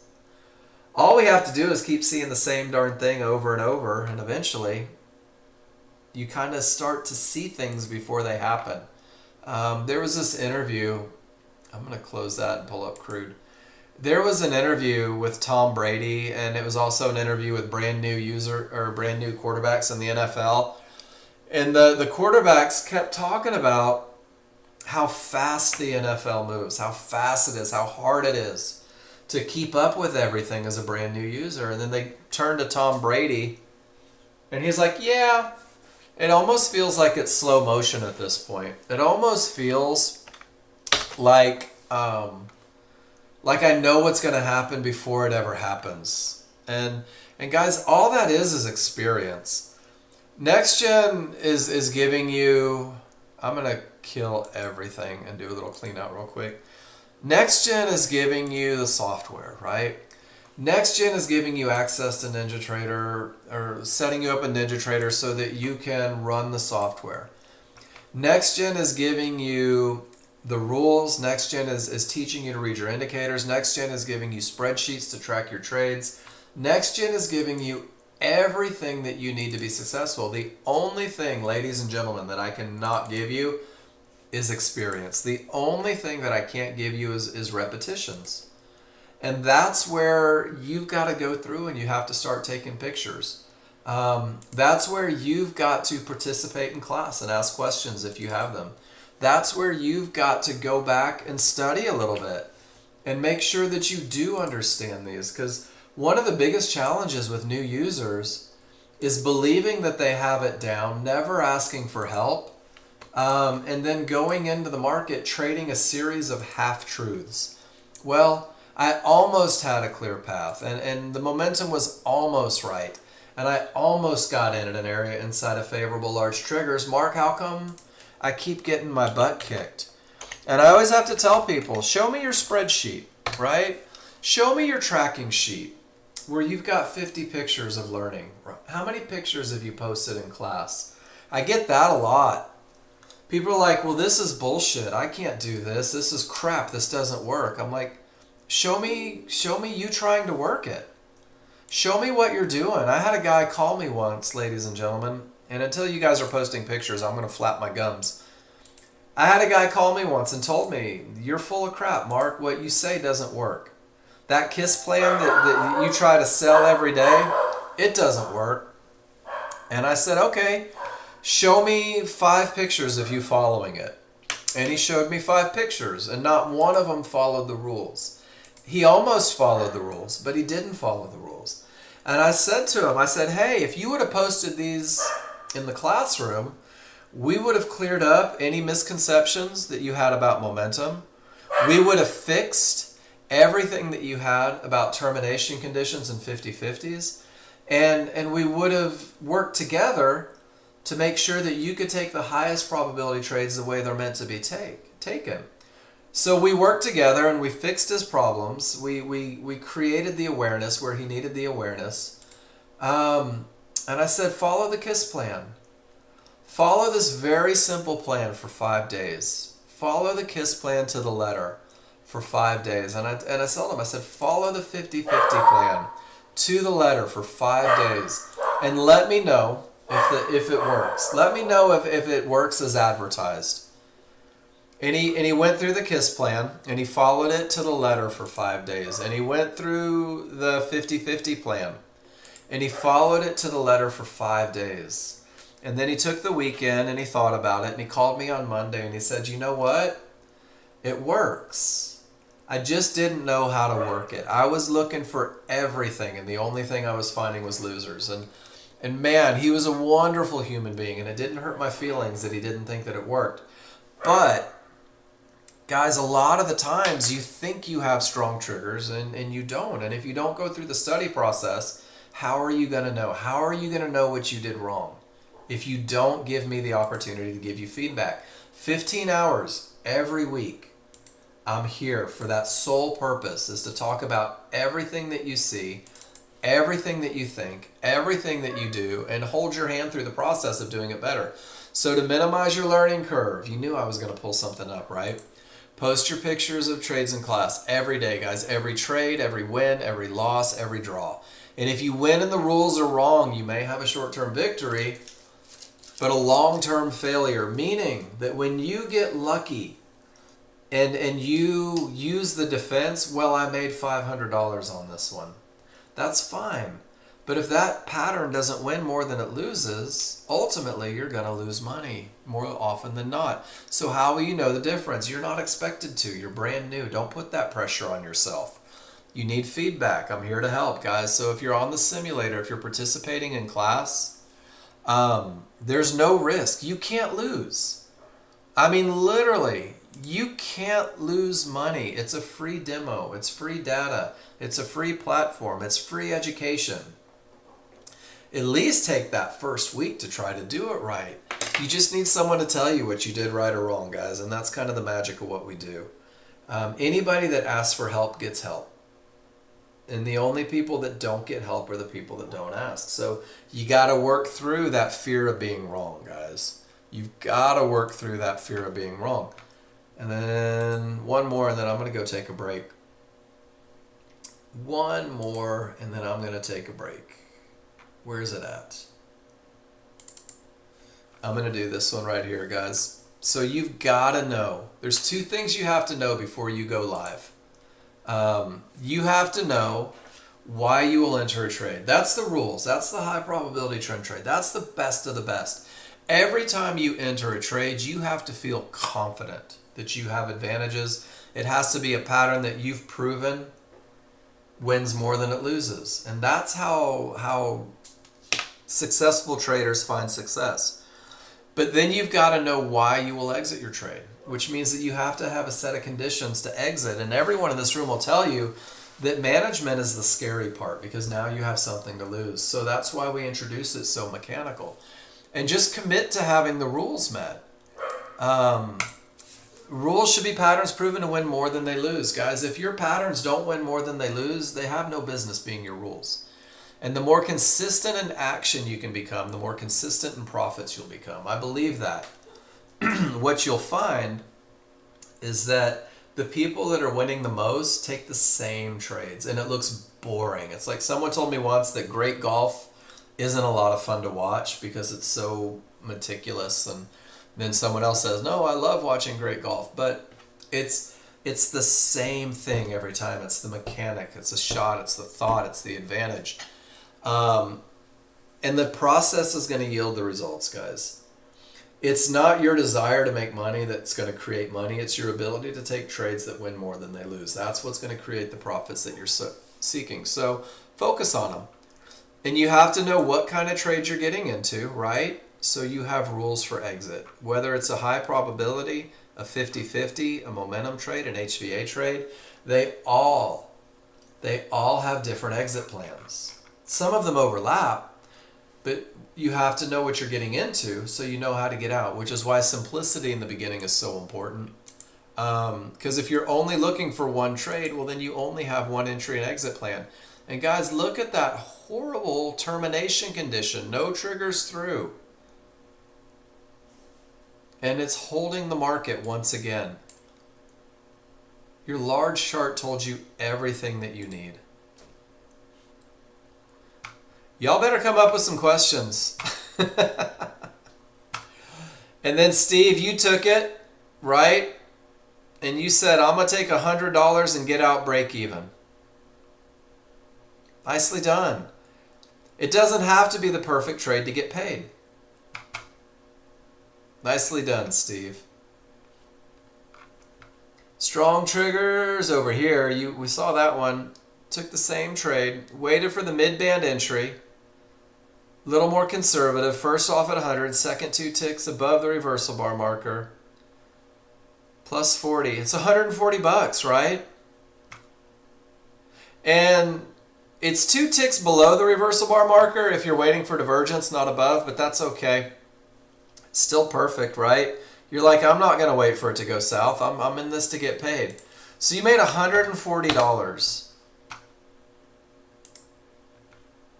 Do you guys want to see something crazy? Let me pull up my calculator.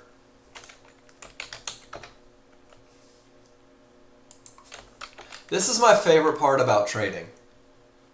Because once you realize this, it'll change the way you look at it holding on to trades forever. $140 on 252 trading days a year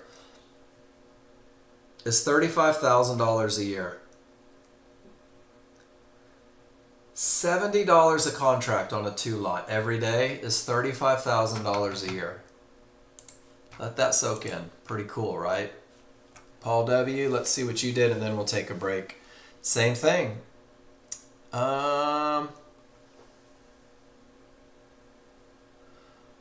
Paul didn't take the 50-50. He let it bounce. And then when the triggers started going up, smalls above the large, smalls above the large, Paul takes the momentum trade, knows that it's not a home run, and gets paid. Nice execution, Paul. Very nice execution. The only challenge is that the small triggers hadn't broken the area yet. And they really hadn't here yet. And it goes back to the entry is as perfect if it were going to be rules met. But you really want the smalls to get through the area, because these momentum trades, you're trading the potential of the area to break. And if it's not strong triggers and the smalls aren't through, that potential isn't really there yet. Great execution, perfect entry, and beautiful. Oh no, you got a tick. You got scared out. What got you out? Impatience got you in. So you just pulled the stop to +1. I guess I should read a little bit and then I'll get that. All right, guys, I'm going to take 5. Go see what my dog's freaking out about. I'll leave you guys with termination conditions on crude. And then when I come back, do me a favor, somebody ask me some questions. Lack of momentum. Right on. Well, you were still in the momentum phase, Paul. I mean, you were where you needed to be. I could see getting out on this reversal bar. You never gave it a chance to lose momentum anywhere. It was a fluctuation that got you. That reversal bar signifies getting on the wrong side. Notice that it's the reversal bar that pulled you right back to support before the next bounce. Kind of cool. And now we're just waiting to see what happens. So guys, I'm going to take a minute. I want you to do me a favor. And especially, you guys, let me go through. So Christine and V Crypto and Jordan and Pluto. And I'm going through it right now. Izzy, guys, if there's something on your mind, I want you to ask me a question. I want you to just go and drop one out there. Say, man, I've been wondering this, right? This is this one concept that I'm not good at yet. This is that thing that I'm working on. Mark, do me a favor. Turn it into a lesson, and I promise you that I will. So I'll be back in 5 minutes, guys. Post them up.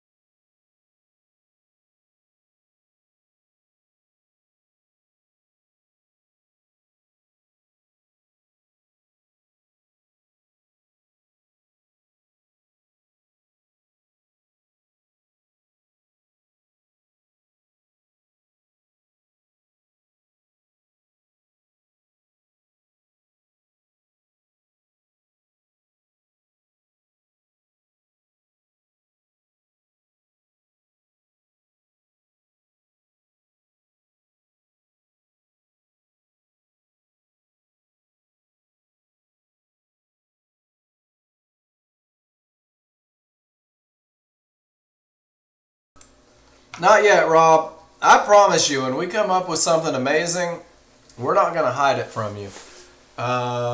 There is thousands of hours and hundreds of thousands of dollars going into creating it. But if it's not perfect, you don't get it yet. So we're getting close, but not there yet. All right, Steve T. Can you tell me about the Dada Magenta? What's this form from? Heck yeah, we can talk about it. Great question. So, when we're talking large chart, and this is for everybody, and Pluto, this is why I don't want you leaving after 10. Because this is where the people start asking questions, right? So on the large chart, guys, crude oil, S&P, gold, these are the areas that we respect as termination conditions, Steve T. Fibs, yellow 1-to-1s, mid bands if the large triggers are a full bar away, divergence, highs and lows. These little pink dots, if you are a crude oil trader, if you're an S&P trader, if you're a gold trader, I ignore them 100% because they're what we call small swing 1-to-1s. So if you go to the glossary of common terms, there's the regular, the yellow 1-to-1s, and these come about from these big swings in the market. So it measures from A to B, and I don't know exactly why it ignores this one, but it does. There's a set of parameters, and then from B to C. And then these yellow 1-to-1s form literally from these giant swings. And these are real common for investors to use. And that's one of the reasons why they work their way into the termination conditions. These small swing 1-to-1s, oh my gosh, this is like, I don't know, over-caffeinated weasels. You see them all day long, bing, bing, bing, and they're same pattern, but like every swing. So these small swing 1-to-1s come up, and on a 13-2, on a 5-1, Steve T, I just don't pay attention to them. Every now and then, something will bounce off of it. Someone will have paid attention to them. But more often than not, you'll see them just get overrun. If they line up with areas inside of favorable large triggers, I love it. But so pretty much, unless you're a NASDAQ trader, on the NASDAQ, these will stop the market cold because it's a 34.5 and those small swings are huge swings. But on something like crude oil or something, they tend to just kind of float in the middle of nowhere. So great question. They do not work into my recipe for termination conditions. They do not fall in line with areas that I'll use for entries on the smaller, faster chart. And then, heck yes. Guys, the easiest way to win my heart and show me that you can post pictures, post a picture of your dog. Dogs don't interrupt trading when it's the middle of your night. This is true. I sleep in the middle of the night. Man, what a great looking dog. There are no bad dogs. I firmly believe that. I wish you guys could see the smile on my face. Great question, Steve. And that's one of those things, and that's why simplicity, right? You're going to have all these different things that you try to work into it. Well, Mark, one line of the small triggers broke through, so can I call this a 50-50 and try the short? No, they have to smash through. Look how rule number 2 has kept you guys out of trouble. Pretty amazing, really. And here's the deal. 90%, guys, I want you to think about that. If you spend 6 hours in front of your computer, 360 minutes, maybe 36 minutes of it is going to be trading. Maybe 36 minutes of it is going to be trading. Isn't that crazy? Isn't that crazy to think that you're going to have to sit there and do nothing because there's nothing to do? Wiener dogs and Roman candles. That's awesome. I remember that one on Funniest Home Videos. Good one, Gary. But what you'll also find, and I think a lot of you will attest to this that have gone through it. Yeah, it's definitely the case on crude. But, and I've got some veterans in here. I see your names, and maybe you'll help me out here.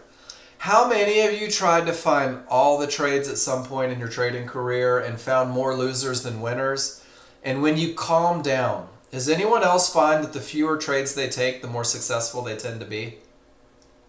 I think everybody's like that. Not everybody will admit to it because some of us are still adrenaline junkies.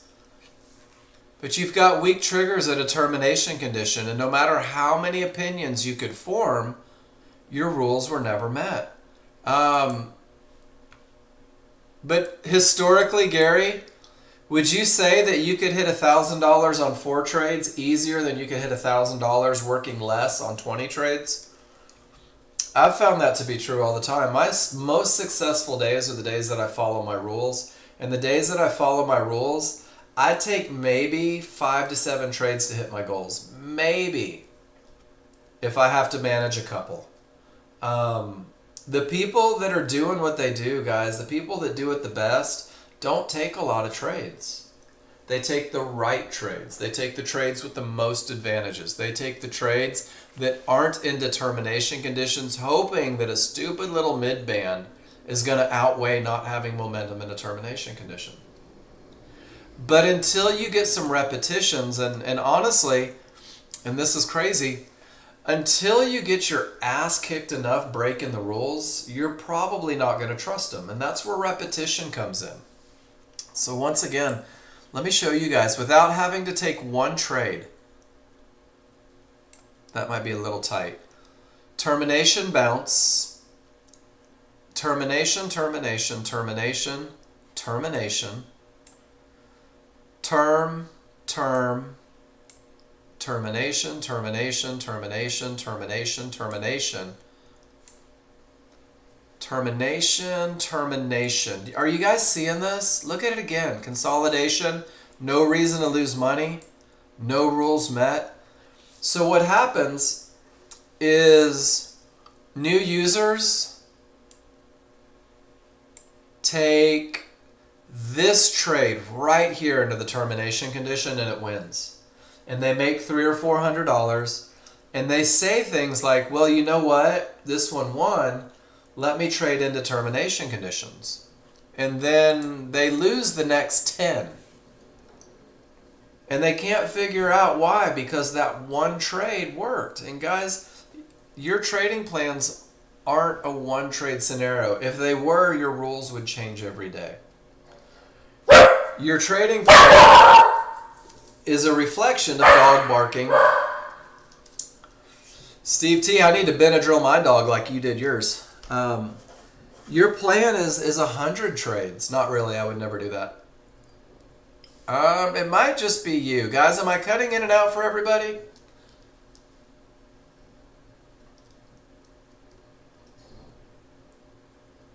She's crazy in the day. The garbage man is coming. I am cutting in and out. Paul, no, yes. I can reset too. I don't mean to cut in and out.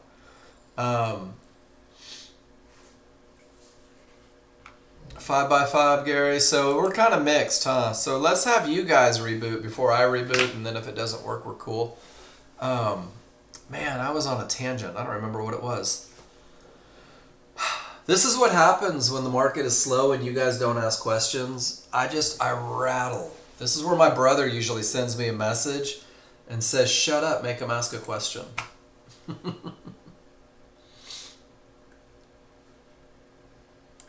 See if I have anything that'll help you guys. Let's do this. And why plans don't come from one trade, guys.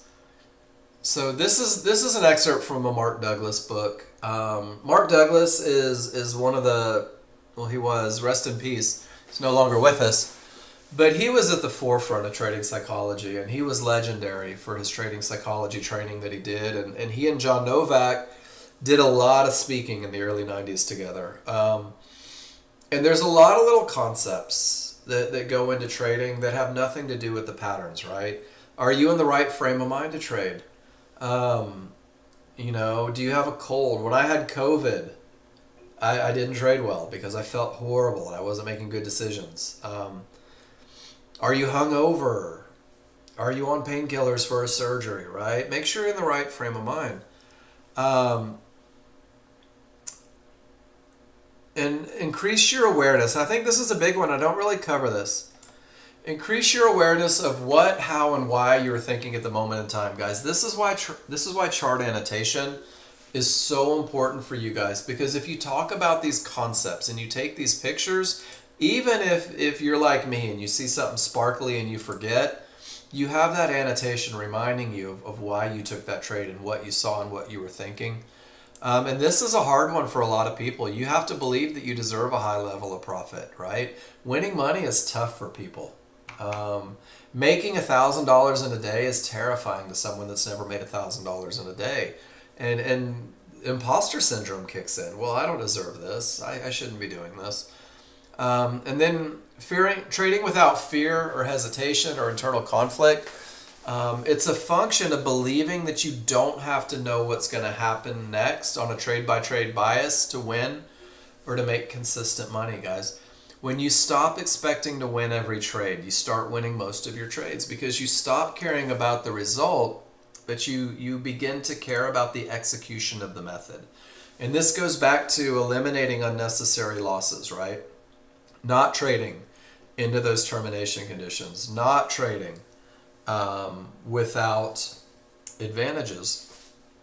And once you believe you know what's going to happen, guys, that's when you set yourself up for success. Now, Steve Diego, we have already established that the market isn't doing a lot today. I'm probably not going to find a lot of examples.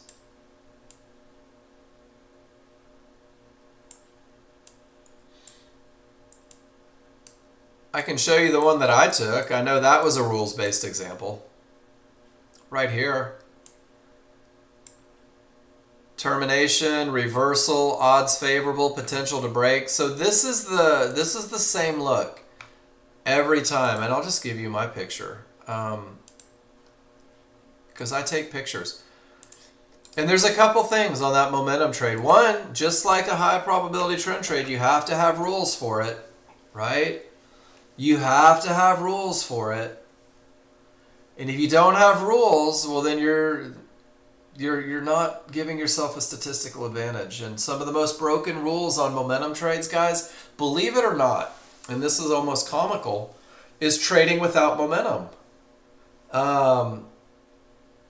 It's the mother trade. Sometimes it's the mother scratcher trade if it loses. But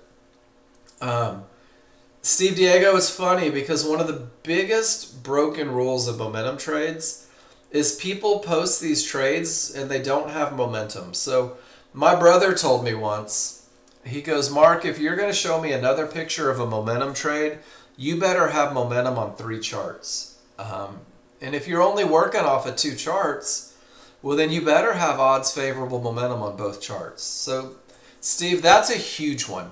The second one, and I think is so important, your clone takes the dumb trades, is making sure that you're coming from a no triggers through termination, that you have that strong top or bottom, because strong tops or bottoms increase the likelihood of this area breaking, if that makes sense.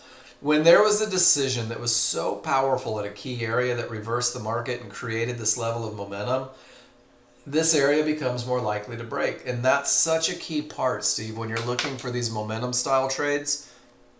And then letting your small triggers break the area and then buying or selling the area on that little snapback. Not trading into the area, but rather trading from the area. This is what allows you to have such tight risk. And do you see how my stop is on the reversal bar?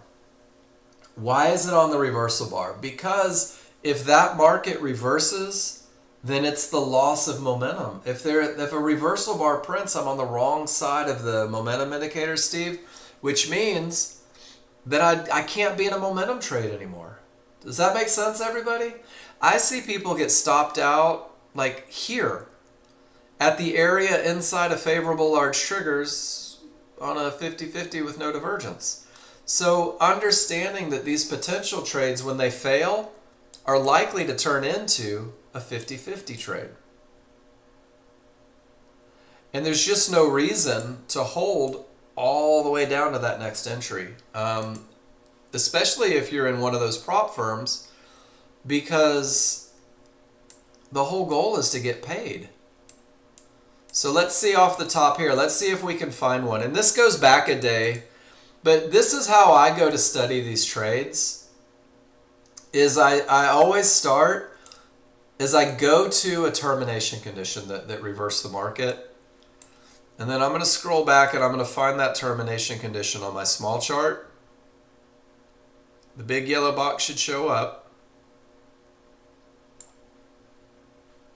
And then Steve, small triggers break through the mid band and it pulls right back to the mid band. That's your momentum entry.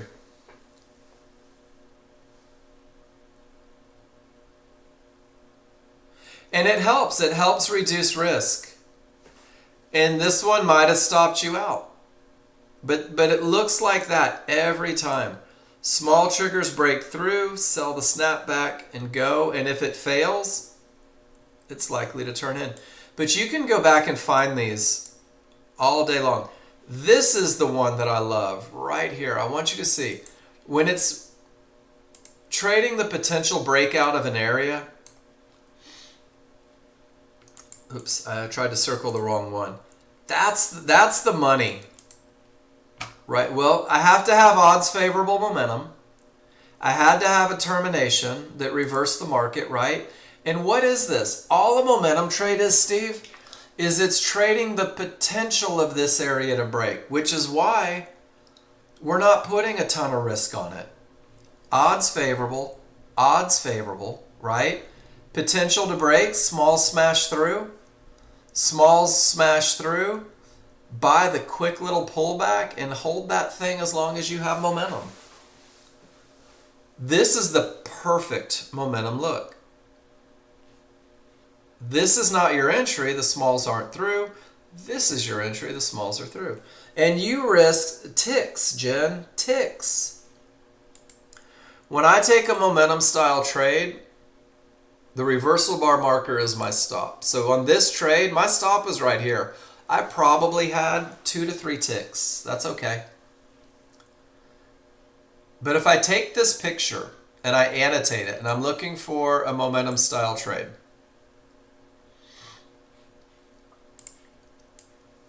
the first thing I'm looking for is no triggers through term that reverses the market, right? Looking for a strong bottom. Sounds like a dating ad. Next, whoops, wrong one.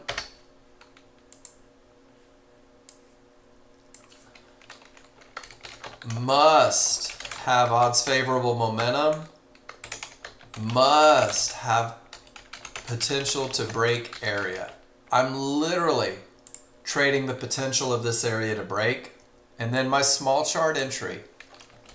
Smalls must break the area. Price pulls back to it. And I buy. Stop at reversal bar marker. And that's the whole plan. How easy is that?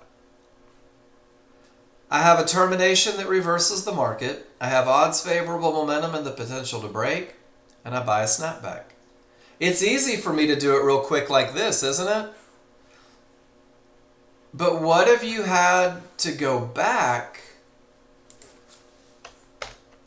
and find 20 pictures of it? Steve Diego, do you suppose with those very simple rules, you could go back and find 20 pictures? Probably not in consolidation. So let's go back and let's look here at 4:50 in the morning.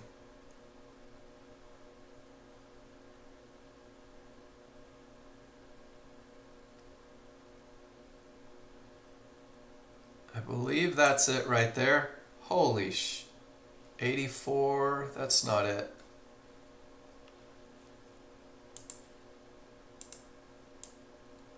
Let me figure out where that one was.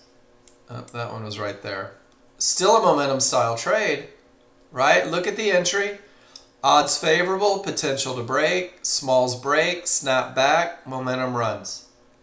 So there it is again. This one's not coming from a termination. This one's coming from a failed 50-50. But the look is the same, right? The risk is virtually nothing, and you're trading the potential of the area to break.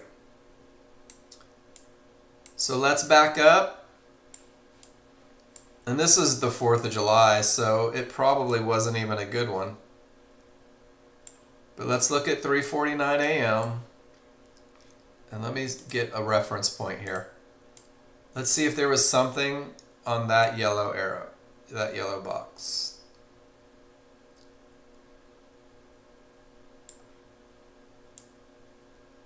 Not really. Don't have those fibs, don't have those one-to-ones. So we just go back to the next one, right? So you could even go backwards and you could say, look at the momentum, maybe something there, right? Look at the break, maybe something there. There's the look. There's the look. So in the beginning, you may have a stop on the reversal bar marker. You may have the stop 2 ticks below the reversal bar marker because it's such a small amount of risk. But I would say scroll back and see how many times that stuff happens. And you'll be floored at what you come up with. And check it out, guys. It still hasn't broken. Look at the nonsense on the small chart. Look at the fight on the small chart right at the fibs. What do you guys want to talk about?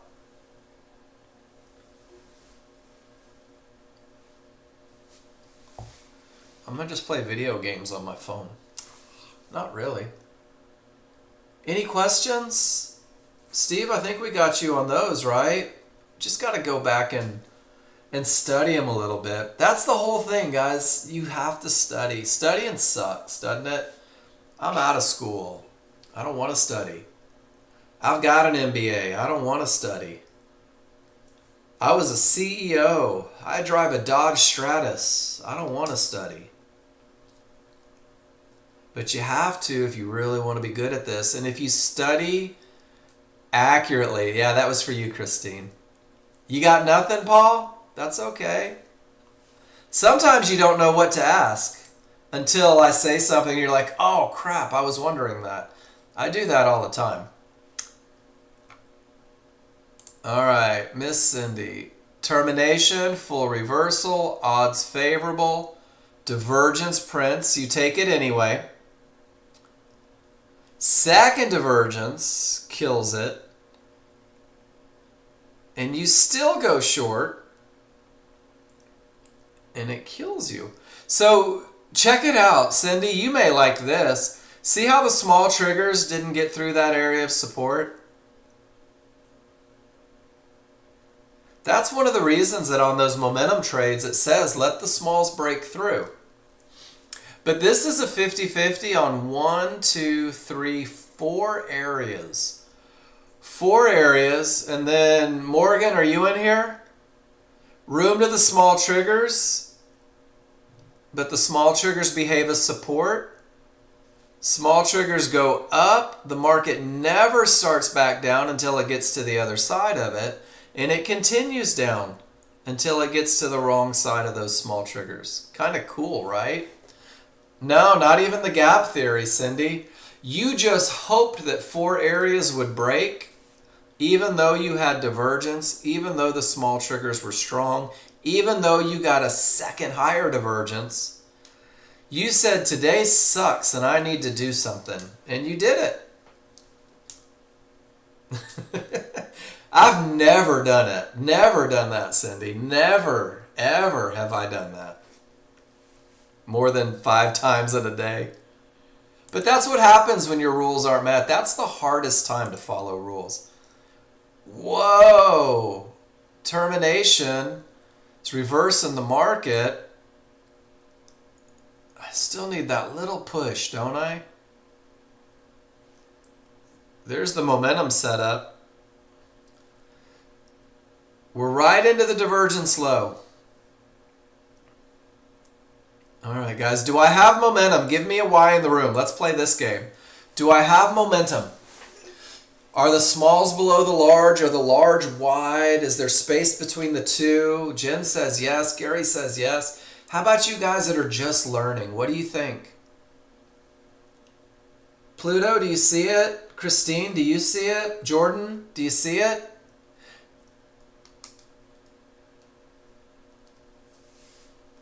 Price reached a divergence low, and the triggers are above it. Do I have a clear path? Give me a Y or an N. Is my path clear? Price reached an area, my triggers are above. The answer is no. The answer will always be no. The answer will always be no. But Mark, I have an area inside of favorable large triggers. I can go short even though my rules aren't met, right? Of course you can. But it doesn't change that you'd be trading into a termination condition. So let's play the game. What do I need to see to have a shot at a short? I need to see my small triggers get south of this line. That's it. That's all I need. Until then, I'm in a holding pattern. Is everybody with me? All I'm doing is talking myself through my rules. I'm saying these are my rules. This is what has to be. It almost made it, didn't it? Man, that was close.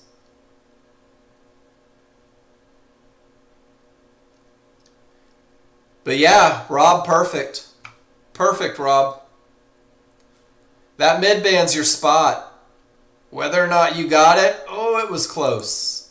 I hope you got it. But absolutely perfect read. Ooh, they're starting to peek their head through. So I've got a strong top. I've got momentum. But it's into a termination. This is where if you're a brand new user, you're just saying, man, my rules aren't met. If you are an experienced user, you're saying, well, I've got momentum on every chart that I own. I'm coming from a strong top. I've got what we could call pretty low risk. Maybe I'll take a shot at it. But it'll never be a high probability trend trade. It's void of a clear path. The same way this one that didn't work was void of momentum. Order canceled. So it'll never be the best of the best. And that's kind of what's hard. Is watching it going, man, I bet it's going to go down. Hey, Rob, there's your look, brother. When no trigger through termination, the small triggers roll, pulls back right at the area, the mid-band typically at the large. Look how it pulls right back to the small triggers. That's the one that you pinpointed earlier today. Guys, this is a trade that started getting taught in 2004. It's a pattern that you're going to start to see a lot as you begin to recognize good tops and bottoms. And Rob, check it out. That was it here. Not from a good top and bottom. That was the same look from the good top and bottom. Kind of crazy, right? What a difference just one factor can make in a trade. I love it. Same stuff every day, guys. Every day. Anybody in Houston? How are you guys doing with the storm? I know I've got some people. I don't know if they're in this room, though. Hope everybody's good. Should we see if the pattern repeats itself? I'm going to draw a circle around the areas inside of favorable large triggers. Lights out on your phone. Messing with your internet big time, Paul. I thought you were in Fort Worth. We got the rain now. We got the outer bands up here. Yeah, so you're probably getting exactly what I'm getting.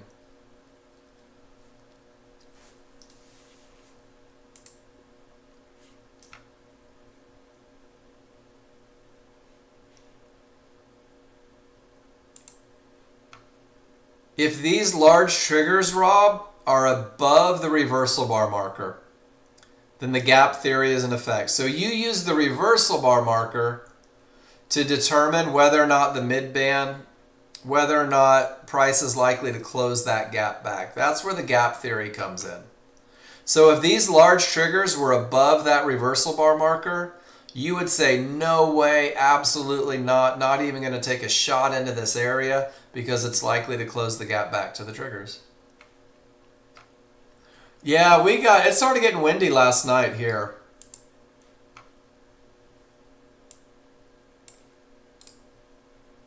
All right, you guys want to play a game of pretend where we rely on nothing but momentum since the rules aren't met? Let me take my Pro Trader off and let me take my divergence off and let me take everything but trigger lines off.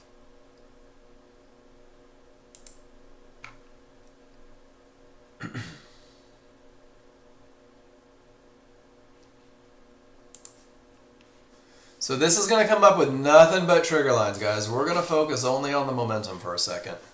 There it is. Does everybody see it? Odds favorable momentum.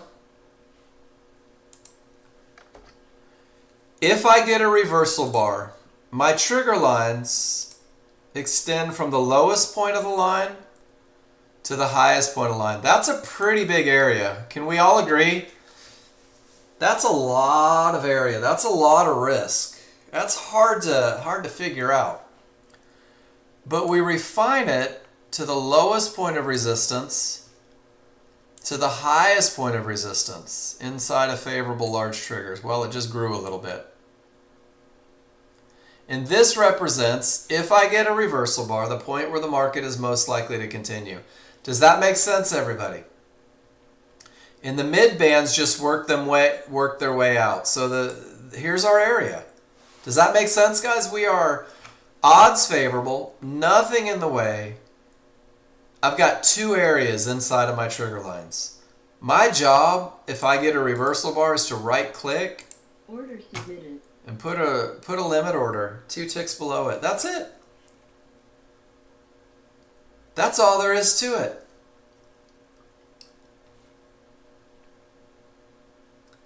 Uh-oh. Well, Andy, I hope everything's all right. It's been a lot of storms lately. And goals met for the day? Everything says down. You take a momentum out at trouble and then got out with the reversal bar. Absolutely beautiful.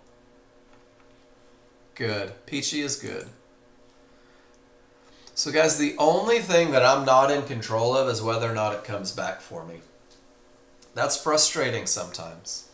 The only thing that I can't control is whether or not they come back for me.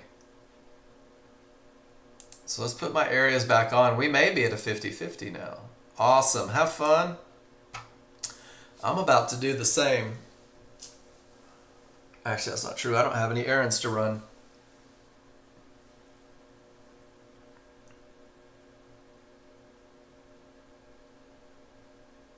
Take care. Love my RNs. Love my RNs. My wife's an RN. There we go, guys. We are 50-50. We have odds favorable momentum. We're coming from a good top, and we've pinpointed exactly where the market is most likely to continue. Can you guys give me a Y in the room if you're with me? Can you give me a yes if you understand the conditions, why it's odds favorable momentum? Why is it 50-50 and not a clear path? Because the large triggers haven't broken yet. And I'm not looking for a pullback to the triggers. I'm looking for a pullback to the areas inside of triggers. And now we just sit and wait, and that's it. And that's all we can do. Gap theory is not in play, right?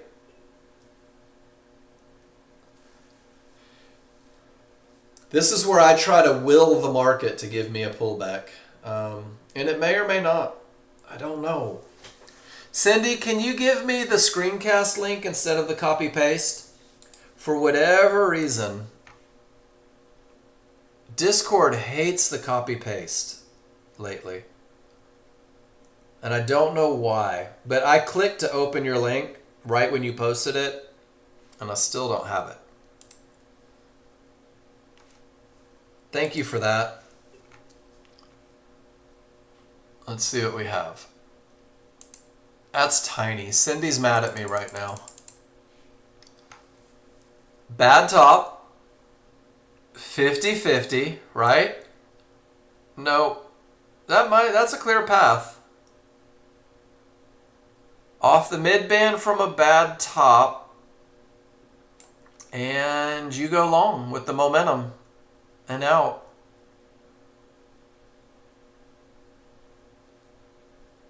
No, you're okay.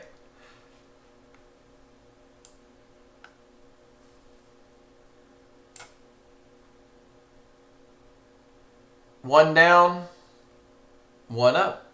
You're practicing. This is a different style trade that requires a range chart. And the key, Cindy, is do we have odds favorable momentum on 3 charts? I don't have it here. I've got momentum to the downside and smalls way below the large. So no momentum on the large chart. Actually, odds favorable down with a clear path.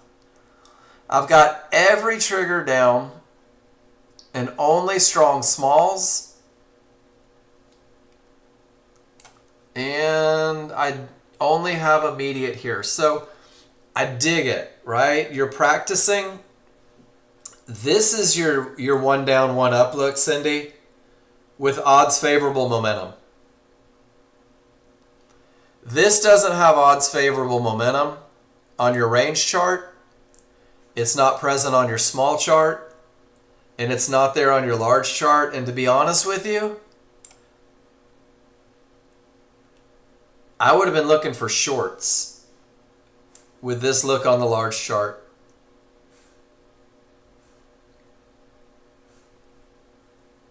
They didn't work because you're not going to fight those small triggers. I think so. My brain, so let's look at your large chart and watch this. Hey, Steve, have a good one, man. Thanks for playing today.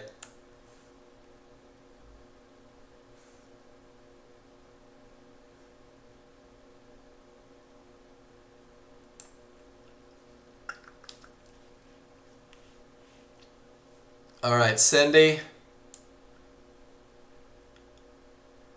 If I told you with this look, you had to either go long or short, what do you suppose would be the highest probability look? Short. Watch this.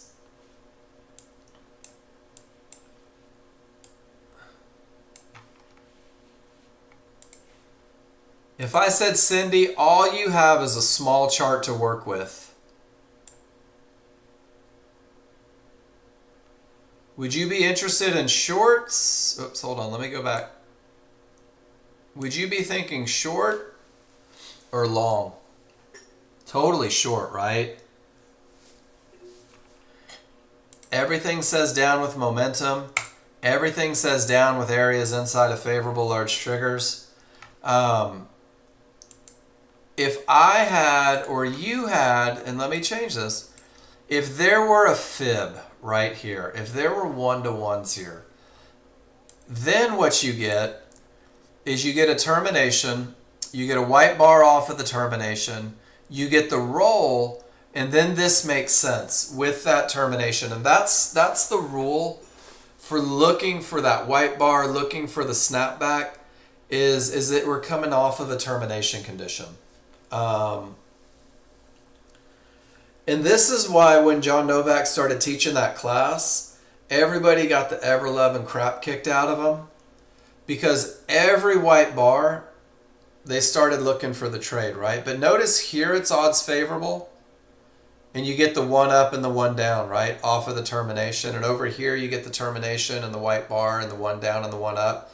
And it just takes a minute. It takes a minute to get on it, and with a great top or bottom, it's still going. Order canceled. With a great top or bottom, it does create that opportunity for you, but it begins with the termination condition. And check this out. With the termination, let me pull this up right here.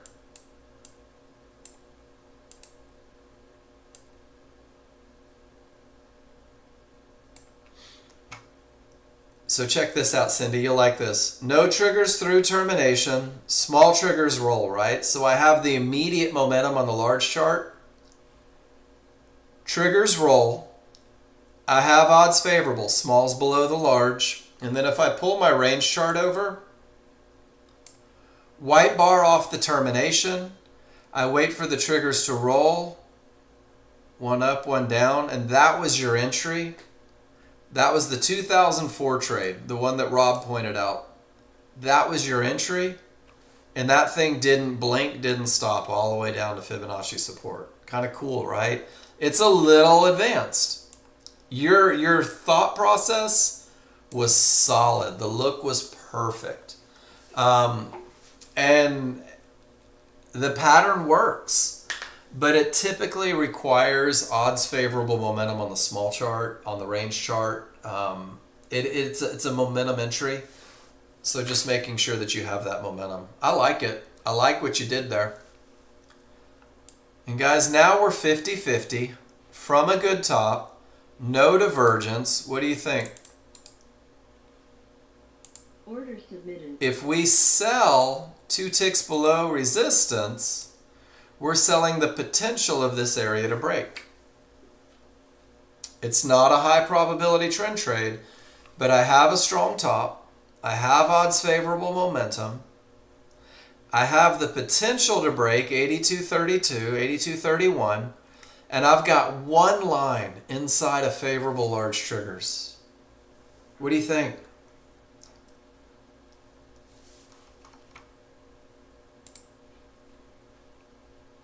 Let me open up the plan for 50-50s that I'm bound to.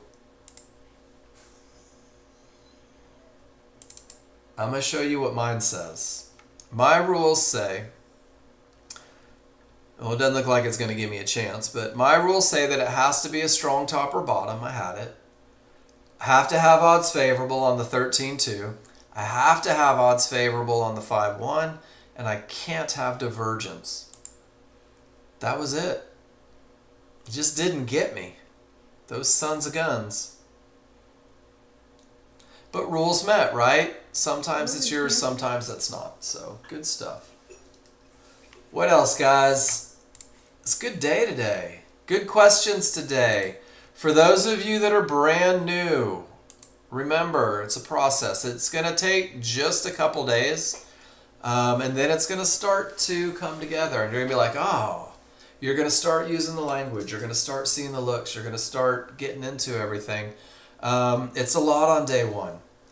And it's a lot. And the easiest way to learn these very basic looks is to go back historically, to take pictures of them, and piece them together, ultimately piece them together to create a trade. One thing I'm going to do is I'm going to shut down